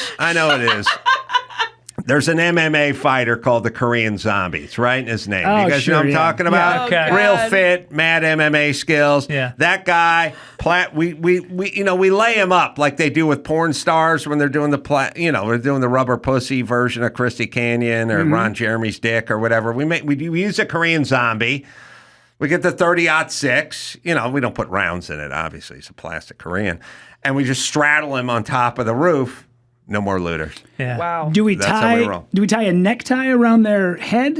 Up on top? Like a Rambo type bandana thing. That was my favorite part about watching all the old videos from the LA riots back in the 90s, was those dudes up on the top of the liquor store actually took like a necktie and tied it around like they were going kamikaze style. I love that. Yeah. I hope you take this. Inspirational. You take this in the spirit, which is, Lieutenant Rudy, you dress your plastic Korean the way you want. Thank you. Let me do what I want. That's right. Okay? Everyone can do their own fashion. I put my guy in fatigues. I'm old school. I do turn the cap backward. Yeah. Which, that's means it's go time. Yeah. Right. But if you want to do the sort of frat guy with the tie around the thing, that's fine. Rolled up sleeves on the button up. Yeah. That's the way to go. Yeah. Yeah, I like that. I may even put a smock on my guy like he works at the house. You know what I mean? Sure. And he grabbed his gun and went up to the roof, like kitchen staff or something? Well, these guys worked at liquor stores in South Central, so all all the South Central liquor stores were owned by Koreans. And then folks who lived in South Central thought they were going to help themselves to some Cools and pineapple soda. I'm not going to say what race they were. And these guys at some point got up on the roof and just started shooting people. My Korean, I'm going North Korean. He's going to have like a little, the communist flag on his shoulder. Yeah. And he's going to have a look on his face like, if I don't take you out, they're going to put my family in an encampment somewhere. He means business. I'm going to go Disney. I'm going like, I think I just might go with one of my favorite movies and just do a Mulan move. Oh. Because people wouldn't expect her to have such power. Right. I think you'd be like, oh, just a little girl on the roof. But then you're like, what's she going to do? You might be more terrified. You don't have to be humiliated by her. You don't want a Korean? Yeah. No Korean? No, I'm not going with whatever you guys got going on. I'm going different. I'm going different. Squid Game. Yeah. I'm going Squid Game. Is there any footage of the LA riots with the Koreans on the roof? But it's good. I've been talked about this quite a bit. Fitzdog, the full military uniform's a little on the nose for me, but I like where your head's at because it says authority. But I'm looking for guy who was working at the liquor store who grabbed his hunting rifle and sprinted to my house. You know, I went a little bit of a on the fly kind of vibe to it. And You he know had the what I mean? rifle behind the cash register. Like it's his cash register rifle. And I called him, and he hightailed it up to my place and got up on the roof. Yeah, you upgrade for the automatic spritzer to make it look like there's a little glisten of sweat on his brow before he starts popping caps. Oh, yeah. I'm trying to, like I said, it'll be enough eventually, but eventually the seagulls caught on to the plastic owls. You know what I mean? There's no fear anymore. Yeah. You're only going to get through so many natural disasters and so many riots with your fake Korean rooftop Korean. You know what I mean? And you know what? When all's clear during the holidays, put a Santa beard on him. Yeah, that's You know what I mean? Just come lean him up against the chimney. Like Santa's lost a few. He's got a hunting rifle. Don't worry about it. And ho probably is his last name. Yeah. See, they got the tie around the head. See They got what I the mean? tie around the head. Yeah. This looks like Squid Games, to be for real. Blow up that picture. I mean, there are Wow. That's 5 badass. Koreans That's badass. with hunting rifles, and they got the Cobra Kai bandana tied around their head, and they're just up there shooting at anyone who's coming down to bust into their Quickie Mart. Yeah. Super effective. You can talk all you want about like healing the city and doing the right thing and coming together, or you can just throw a Korean on the roof and they stop lighting fires. And Like super sleep at fast. Yeah. I mean, looting's been going on forever. Wasn't the country basically founded on looting? Well, not Korea. Let's be real. Korea's had Koreans on the roof the whole time. You know, I was thinking about this because back in Minneapolis, we had riots not that long ago, and there were a lot of business owners, even though there's a lot that say, no, that wasn't the case, that when shit started going down and people started lighting buildings on fires, they were like, you know what? I would like my building to also go up in flames so I can have insurance pay for it. Oh, We've lost really? it. We've lost our way. Koreans protect theirs. Yeah. Back in the day, man, like Minneapolis, they were like, no, we hate this building. It's a piece of shit. We're trying to get people moved out. Go ahead and light my business on Listen, fire. with all due respect, especially after your devastating loss to my Rams, you got Somalis over there. You got skinny people trying to hijack liquor stores. Yeah, you are right. You don't have Koreans. Yeah. You know what I mean? You can't defend. Look, you need a super tanker brought to Somalia. That's your people. You need a liquor store protected. That's us. That's Koreans. You understand? You needed more Koreans over there when the shit went down. You're You had right. Somalis, Yeah, skinny yeah. guys trying to pronounce the captain's name. Yeah. Not going to work. Yeah, they're Terrifying. They're great on the water. That's They're why good they on moved the to water. Minnesota. The water people. Yeah, all the lakes. The balls to take over a boat. It's so weird that you remember the bandana. I forgot the Cobra Kai bandana around their heads. Yeah, because I had gone for Halloween. As a rooftop Korean? Yeah, that's how I knew. Rudy, I don't doubt it. Did you go rooftop to rooftop? Yeah, so for I Halloween? went 2 years in a row. I went as Korean rooftop guy, and then the year after, this was right after 9/11. The year after 9/11, I had a huge beard growing out, and 22 years old. I look back on this and think, God damn it! But I went to Home Depot and I got like a piece of wooden, like a railing, the roll. I don't know what you want to call it. A dowel. Yeah. So I got a dowel, probably about, 6 feet long, and I chopped it into 8 pieces, and I made a small bomb. I fashioned a bomb with screws on top of it, and then wrapped wire around it, and then suicide bomber. Put a towel on my head and went out that night. And there was a couple of Marines that were like, "Dude, we're going to give you an opportunity to go home and change." I was like, "You know what? I think you're right. Maybe hindsight 2020." But I was 22, man. That's what you do when you're 22. I went in blackface as Mr. T, and I'm offended. Did you really? That was a week ago. Yeah. Pull up the photo, guys. Dawson, pull up the photo. If you don't think there's a photo, there is a photo of me as Mr. T. But I shaved my head. I grew out the beard. Yeah. I did the whole 9 yards. I went full Mr. T. And like I said, you will see a picture of me as Jim Carrey as Fire Marshal Bill next to you? Mr. T. No, that's my buddy Ray tried to drag me out in the street naked when I was many years ago. In my driveway. Yeah, went full head shave. Damn. Went for the full black makeup. Went chains. Did the whole thing. That's a security guard you can keep in your house to protect your house from looters. That guy should be on your roof right now. Yeah. Take care. I pity the fool who loots in Bel Air. That's not just blackface. You did your arms and your neck and your ears. It's black soul. You have to do your whole body. Well, Mr. T went sleeveless, so what are you going to do? Yeah. You can't wear a cardigan sweaters, Mr. T, Fitzdog. You got to go full black. You guys commit to your Halloween costumes more than you do people in your life. This is amazing. That's a good point. Yeah, my buddy Ray went as a Hare Krishna. Shaved his head right on the spot. He didn't even know he was going as a Hare Krishna. He came walking to my friend Todd's apartment. I was getting my head shaved as Mr. T, and he just came walking in, and he went, "What are you guys doing?" And I'm going as Mr. T. And my friend Todd had his wall razor out, his buzzer out. And he was like, "You're going as Mr. T?" I go, "Yeah." And he goes, "Okay, I'll go as a Hare Krishna. Shave my head, but leave 8 inches of it in the back." And nobody shaved their head back then. That was a strong We're talking like 1984. Yeah. Like people all looked like they were in the band The Romantics in 84. Yeah. Like shaving your head meant, all right, you're not going to get laid for 9 months. At least went for it. You all shaved your head, but you also had no secret surprise. meetings. This was the year you made $0. No, the year $0. Yeah. Well, I never forget. I walked into my dad's kitchen the next day. He was like, I had washed off the blackface, but I still had the Mr. T haircut. Yeah. My dad was a man of few words, but he just looked at me and he went, "You're trying to get a job?" And I was like, "Yeah, I'm looking for a job." And he's like, Good luck. And he just walked in the next room like there was already. Look, you're a shit high school student. You fucking have no skill set, and now you have this haircut in 1984. Yeah.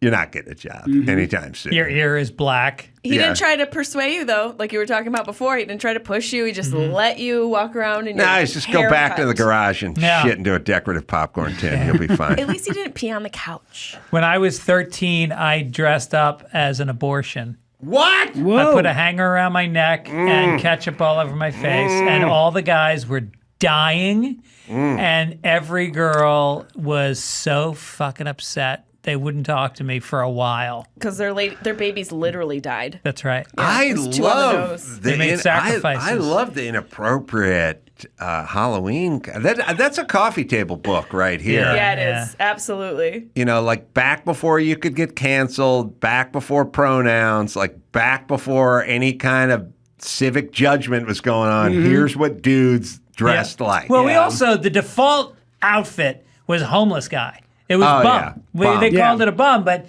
we were homeless people. Literally 9 out of 10 guys were like a ripped up pea coat and garbage sticking out of your shirt. I bet a lot of those guys are actually homeless now. That's right. Yeah. I remember my mom helping me tie the handkerchief to the end of a stick for my hobo costume. Hobo. Yeah. My buddy Ray you saw in that picture went to school on Halloween at North Hollywood High as just a black guy. He just went black dude. Just black dude? That was an outfit. I mean, it's like, well, you had to be something different than what you were. Yeah. Did anyone ever go as a white person? Anybody see that? The standard move, our standard younger move when we didn't have any money for outfits or anything is you're because it was around football season. Your sister would wear your football uniform. This is like peewee football, like 12, You dress in their cheerleading outfit, and they dress in your football uniform. And that way there's no money spent, no DNA, no issues. Just here's that, here's this. Didn't have to buy anything, didn't have to make anything out of a toilet paper roll and foil or go to the Home Depot and dice up some closet pole or any of that stuff. That's what you're talking about. Get a 6 foot inch and 3/8 wooden dowel closet pole. Yeah, and I worked at a radio station at the time, and they printed in our yearly calendar a photo of me in that costume every year. Oh yeah, man. So I could call somebody right now and be like, send that photo. It's around. Yeah. So hopefully it sits in a vault for a long time. We tried to go, me and a couple friends tried to go the year that Family Guy put out the bit Prom Night Dumpster Baby. Mm-hmm. Do you remember when they did that? Is it Prom Night Dumpster Baby? Yeah. We tried. Girlfriends were like, you guys do it, we're done. Yeah. That was the line. Yeah. No, there's a great one, speaking of hearkening back to politicians. I think it was Ralph Northam or something. Remember a few years ago, there was like a fraternity book or, a student book from college or something. And one guy was in blackface and the other guy was the Klansman who was standing next to him. And he got popped. He got called out on it. Oh, yeah. But he was like, I'm not necessarily the guy in the blackface. Like, I could be the Klansman. Like, I can't really remember. But it was... wasn't it? Oh, my God. Yeah, there you go. Ralph Northam. And there's a picture of a black guy standing next to a Klansman, and it's on his page. So it's like him with the Corvette, him with the cowboy hat, and then the senior photo. Like, this is college. And he's like, I don't think I was the blackface guy. Like, I'm pretty sure I was the Klan guy. And he was like trying to soften the blow, which is, I guess, damage control, right? Like, he was like, I don't remember doing the blackface. Maybe the Klan. I don't even know why this was in my portfolio. He should have just said he was an upside down sno cone, not even to try to say he was a Klansman. It's like a bad snow cone was the costume. story that Ralph Northam, who's from, I don't know, Virginia. I don't know what he is. He's a congressman or something. He got in hot water, and he kind of went, I'm pretty sure I was the Klan guy. The way I remember it is he wasn't sure which one he was. He couldn't tell you which one. Yeah, right. He's like, but I'm an actual Klansman in real life. Yeah, it'd be like me going, did I go as Mr. T or was I Face from the A-Team? Like, I got a pretty good recollection of going as I don't quite Mr. remember. T. You when you put that much shoe polish on your face, you do tend to recall these things. Because you have mesothelioma. Yeah. Well, look, how tall is Ralph Northam? Because one guy is 6 inches taller than the other. I mean, point hood, Klan hood not included. But if this guy's 6'1", that's him, right? Because otherwise the guy next to him is 6'9", right? Mm-hmm. So is Ralph Northam. He's a Democratic Virginia governor, Ralph Northam. Oh, he's 6'1"? Oh, I did guess Ralph Northam. See, that's my gift. Some people, it's kids. For me, it's Klans politicians and guessing their height from their yearbook photos. You'd be great at a racist carnival. I would say that's him at 6'1", because if he is the Klansman, then it means the guy in blackface is 6'9" and a half. May actually be a power forward in the NBA. Maybe that's Karl Malone. Identifies we don't as one? know. Yeah. He could have one of those pointy skulls underneath. What was his story? He did give. I like the story part. Like, here's what you do. You go, I was 22 and I was drunk.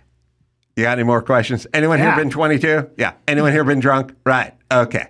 Next. Done. Instead, they go, I don't recognize that Klan hood, but it didn't find its way into the yearbook. Mm-hmm. So, all right. Well, Dawson will find. What's his official story on which one he was? But anyway, go ahead. This is why I always put holes in my sheets, just in case I have to convince people I was a Klansman. Like, look, I'm telling you, I was the guy, not in blackface.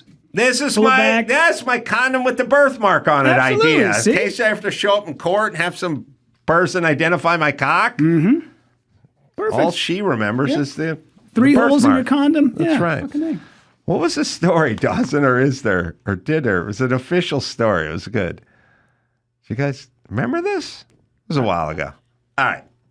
He doesn't have an excuse for it. He does say he's deeply sorry and it was racist, but he doesn't explain why, and he doesn't say which one he is. Oh, that's what it was. He also, at first he just denied he was in the picture.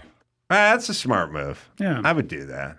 I'm like, listen, I'm not on the yearbook team. I don't know who fucking slid that in. He took the photo. Yeah, I was taking the picture of the Klansman. I was showing off my photographer skills. Yeah. Yeah, I'm not a racist. I'd get into more trouble because I'd go, that was not a guy in a Klansman. That was a Klan rally. I was at an actual rally. That guy was dressed that. They were His at name my was house. Steve. I invited him over. Had refreshments. Yeah, that was not Halloween, if that's what you're saying. All right, in the news. In the news. All right, let's start it out. President Biden announced a $770 one-time payment for victims of the California wildfires. We're not waiting until those fires are over to start helping victims. So we can go to Chipotle up to 6 times now. That's going to be awesome. $770. Fill your tank once. Yeah. Is this one of my... Okay, you guys know my theory when the guy comes over to gouge you on the plumbing or the electrical or whatever, and he always goes, it's $1,386.51. Because if he says $1,500, you go, oh, come on. Like, if they hit a round number, it's like they didn't even think about it. Like, any guy comes over and goes, just give me $1,000, I'll fix your breaker box. You go, where'd you come up with that? But they go $997.52, and you're like, there's some equation. Is 770 like we thought about it number? Yes, it is. Is that they do it? I think. Because if they just did, we'll give you $500, everyone would get insulted, I guess, or be like, you didn't think about this. 770 sounds like you sat and thought about it. Or there was a arrived at fund. something. There was a fund somewhere, right. and they divided it by the number of people that were dislocated, and right. Yeah. There's your dad's influence right there. Yeah. Right. Yep. Right. Very, I was very thinking about the critical numbers. thinking. Evidently, there's a lot of people buying baby formula because whenever they do this thing, they go, 770 doesn't sound like a lot. There's a lot of people need baby formula. And I'm like, oh, yeah, okay, give them a break. They need some baby formula. But my I'm like, wife said that's because they don't have to cook it. It's food that's nutritious that doesn't need to be cooked, and adults are eating it. oh, they're eating baby formula. That's her theory. I'm going to try some. But she's a doula, so what the fuck do I know? Is your wife a doula? Yeah.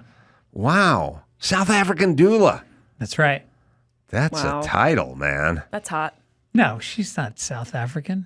I don't know. You just said you went with all your family to South Africa, and then Her you gave brother- you gave their accent and everything. Yeah. He brought his daughter there to get an abortion. That's why right. they went. A It was tattoo and family abortion. Yeah. trip. Do they do abortions at the tattoo parlor now? Yeah, it's what you get They after. made a peanut butter cup of debauchery. You want to get a tattoo to memorialize your abortion? Come on down. It's a weed shop. Yeah. They do get- the sonogram tattoo. Yeah. There's African circumcisions at Oh, wait. 14. Wait, how did we get to South Africa, and then who had the accent? And then That was my sister-in-law. So my wife's brother's wife. is from that's there. how we got Yeah. to South Africa. Right. Okay. All right, that makes sense. That's a lot of commitment for you. That's a long way to go for the sort of once removed family. That's You know the what I third mean? time we've done it. It's amazing. It's the third trip to South Africa. Yeah. It looked beautiful. Oh, you just see the post? Yeah, it's unbelievable. And it really is like everyone's so fucking rugged because they're the Afrikaners are the white, they're Dutch. There was so many people that colonized South Africa. It's like the Portuguese, the English, the Dutch. You mean they looted it? They looted the shit out of it. Yeah. And so now no Koreans to prevent any No of that shit. Koreans on the roof of South Africa with ties. Is it a tie? Yeah. A Rambo tie. That's what's missing. So I go there, and I had a bad chest cold from before the trip, and so I spent 24 hours in bed, laid up, and like I said, I have bad lungs, so I get a lung infection. I get on 24 hours of flying to get there. Oh, yeah. They pick me up. I get in a car. It's 104 degrees, so we got the air conditioning blasting for 8 hours driving to a game park, where we then get into tents, and they're lighting fires.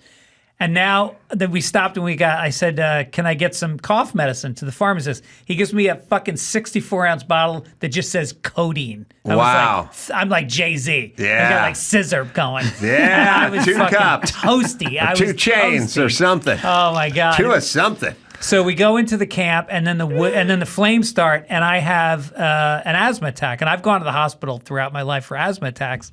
And I'm sitting there, and everybody else is setting up. There's 17 people building 5 tents, and the tent next, the campsite next to us, they're building this fortress, and I'm just sitting there like feeling like such a pussy, such a little baby, and I'm just sitting there watching them with my little inhaler, and then I look over at the site next to us, and there's a woman with intellectual disabilities, and she's doing nothing, and we just look at each other and kind of share a nod. Yeah. I don't have intellectual capabilities. I just was high. That's rude. That's very rude.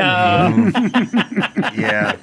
I just was super stoned looking at the fire, and here you are judging my mental capacity. You had a funny look on your face. Yeah. It was high. Yeah. You'd make a horrible Amish person. Everyone else is like raising the barn, and you're just sitting there with your Primatine mist sucking on your inhaler. Pulling my panties out of my crack. Raising the mist. We got Ralph Northam giving a 1-minute apology. All right. My fellow Virginians, earlier today I released a statement apologizing for behavior in my past that falls far short of the standard you set for me when you elected me to be your governor. I believe you deserve to hear directly from me. That photo and the racist and offensive attitudes it represents does not reflect that person I am today or the way that I have conducted myself as a soldier, a doctor, father, and a public servant. Oh, damn. Way to humble brag your credits. Sorry. Yeah. I cannot change the decisions I made, nor can I undo the harm my behavior caused then and today. Well, it's funny. But I accept responsibility for my past actions, and I am ready to do the hard work of regaining your trust. I have spent the past year as your governor fighting for a Virginia that works better for all people. I'm committed to continuing that fight through the remainder of my term. If I was the camera guy, I'd be like, you know what people hate more than a blackfacer? A brown noser, bitch. Now quit kissing ass and get back to work. You got a brown nose and a black face. So also, that video, if racism had an accent, it would be that. That video was recorded on February 1st, 2019. On February 2nd, 2019, at a press conference, he said, quote, "It has taken time for me to make sure that it's not me, but I am convinced that I am not in that picture." All right. Well, as long as he knows in his heart he's not in that picture. Oh, my God. Okay. That's amazing. Now, all right, how about this, Adam? Jimmy decides to step down. Kimmel. You're the guy. They want you, but the blackface picture's out there. Yeah. We've seen it because you put it on your own show. Yeah. They say to you, if you make a public apology, we will give you $15 million a year to take over Oh, yeah. Kimmel's spot. Do Absolutely. you do it? Yeah, I already prepared one in the off chance. What's your apology? Well, it's in the glove. It's in the glove box of the car. But on the off chance that something happens to Kimmel, I got something to address. Mr. T in blackface. Yeah. This whole Korean on the roof thing is another chapter I need to sort of broach. Yeah. You know, there's It's going to be a long speech. Yeah. Oh, yeah, lots of groups, you know. Yeah. There's, you know, for me, it's not just the LGBT community. I break it off. Gay, lesbian, fruit flies, you know. It's just, it's a scroll that sort of keeps going, you know. Right. It's, I think Barry Lyndon, you know, that movie that was like 2 hours and 53 minutes from like 1973, like, it's a long... No, I think it's the Jerry Lewis telethon. I think it's 36 hours. Yeah, I'm going to have to get out there. Yeah, you never take over the show. You're just always apologizing. Yeah, I'm going to bring Norm Crosby out at some time just to break it up, just to liven it up. You know, put a smile on the kid's face, and I'll come back again. We'll check the tote board. He's up to 13,000 apologies. I didn't even know there were that many groups. Oh, yeah, he's broken them down. You roll each group out in a wheelchair. That's right. That's right. There's the Jewish community. I hit them later in the night. They go to bed early. They don't have, you know, the concerns that many others do. But yeah, there's a whole group. and they're broken off, and we do a tote board, and we do the whole thing. I have people on phones. I'm talking to a black fella right now. He doesn't accept your apology. All right, well, tell him I'll keep going. I'll tell him to keep going. We see the tote board. Something comes off, because this guy's not accepting. We got the Korean. I got a Korean guy. He's on a roof of his liquor store in South Central. He's very adamant, very animated. And then we see, we do a whole thing. Right. But after a weekend, or we'll do it like the Shabbat telethon, where it'll be like the entire weekend. Right, And I'll have Jeff Ross comes out and roasts you about all your racism. He roasts me about the racism. Stamos is on drums. Stamos is working the drum kit. We'll have a band. We're not going to get all of the Beach Boys, but we'll get some of the Beach the Boys. ones that are getting along. Yeah, to sit in with Stamos when he's pounding the skins back there. Yeah. We'll do a whole thing, and then I'll take over. I love it. Thank you. All right, Rudy. Another one? Forget the news. Okay. I'm tired. All right. Sounds good. I'm gonna try. I don't know. What do you guys have thoughts? It's been a week. Mm-hmm. I fled my home a week ago. The tennis shoes I'm wearing. It's funny. I was thinking to myself, I've been wearing these tennis shoes for a week, but I used to wear the same tennis shoes for 4 years. When I was young, so I'm kind of used to it. But I'm wearing the same shoes. I'm wearing the same clothes. I fled a week ago and have not been back. Mm-hmm.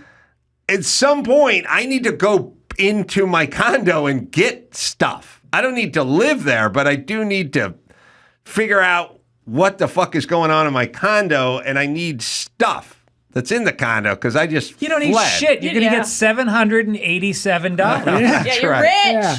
How do I get back into Malibu is my question.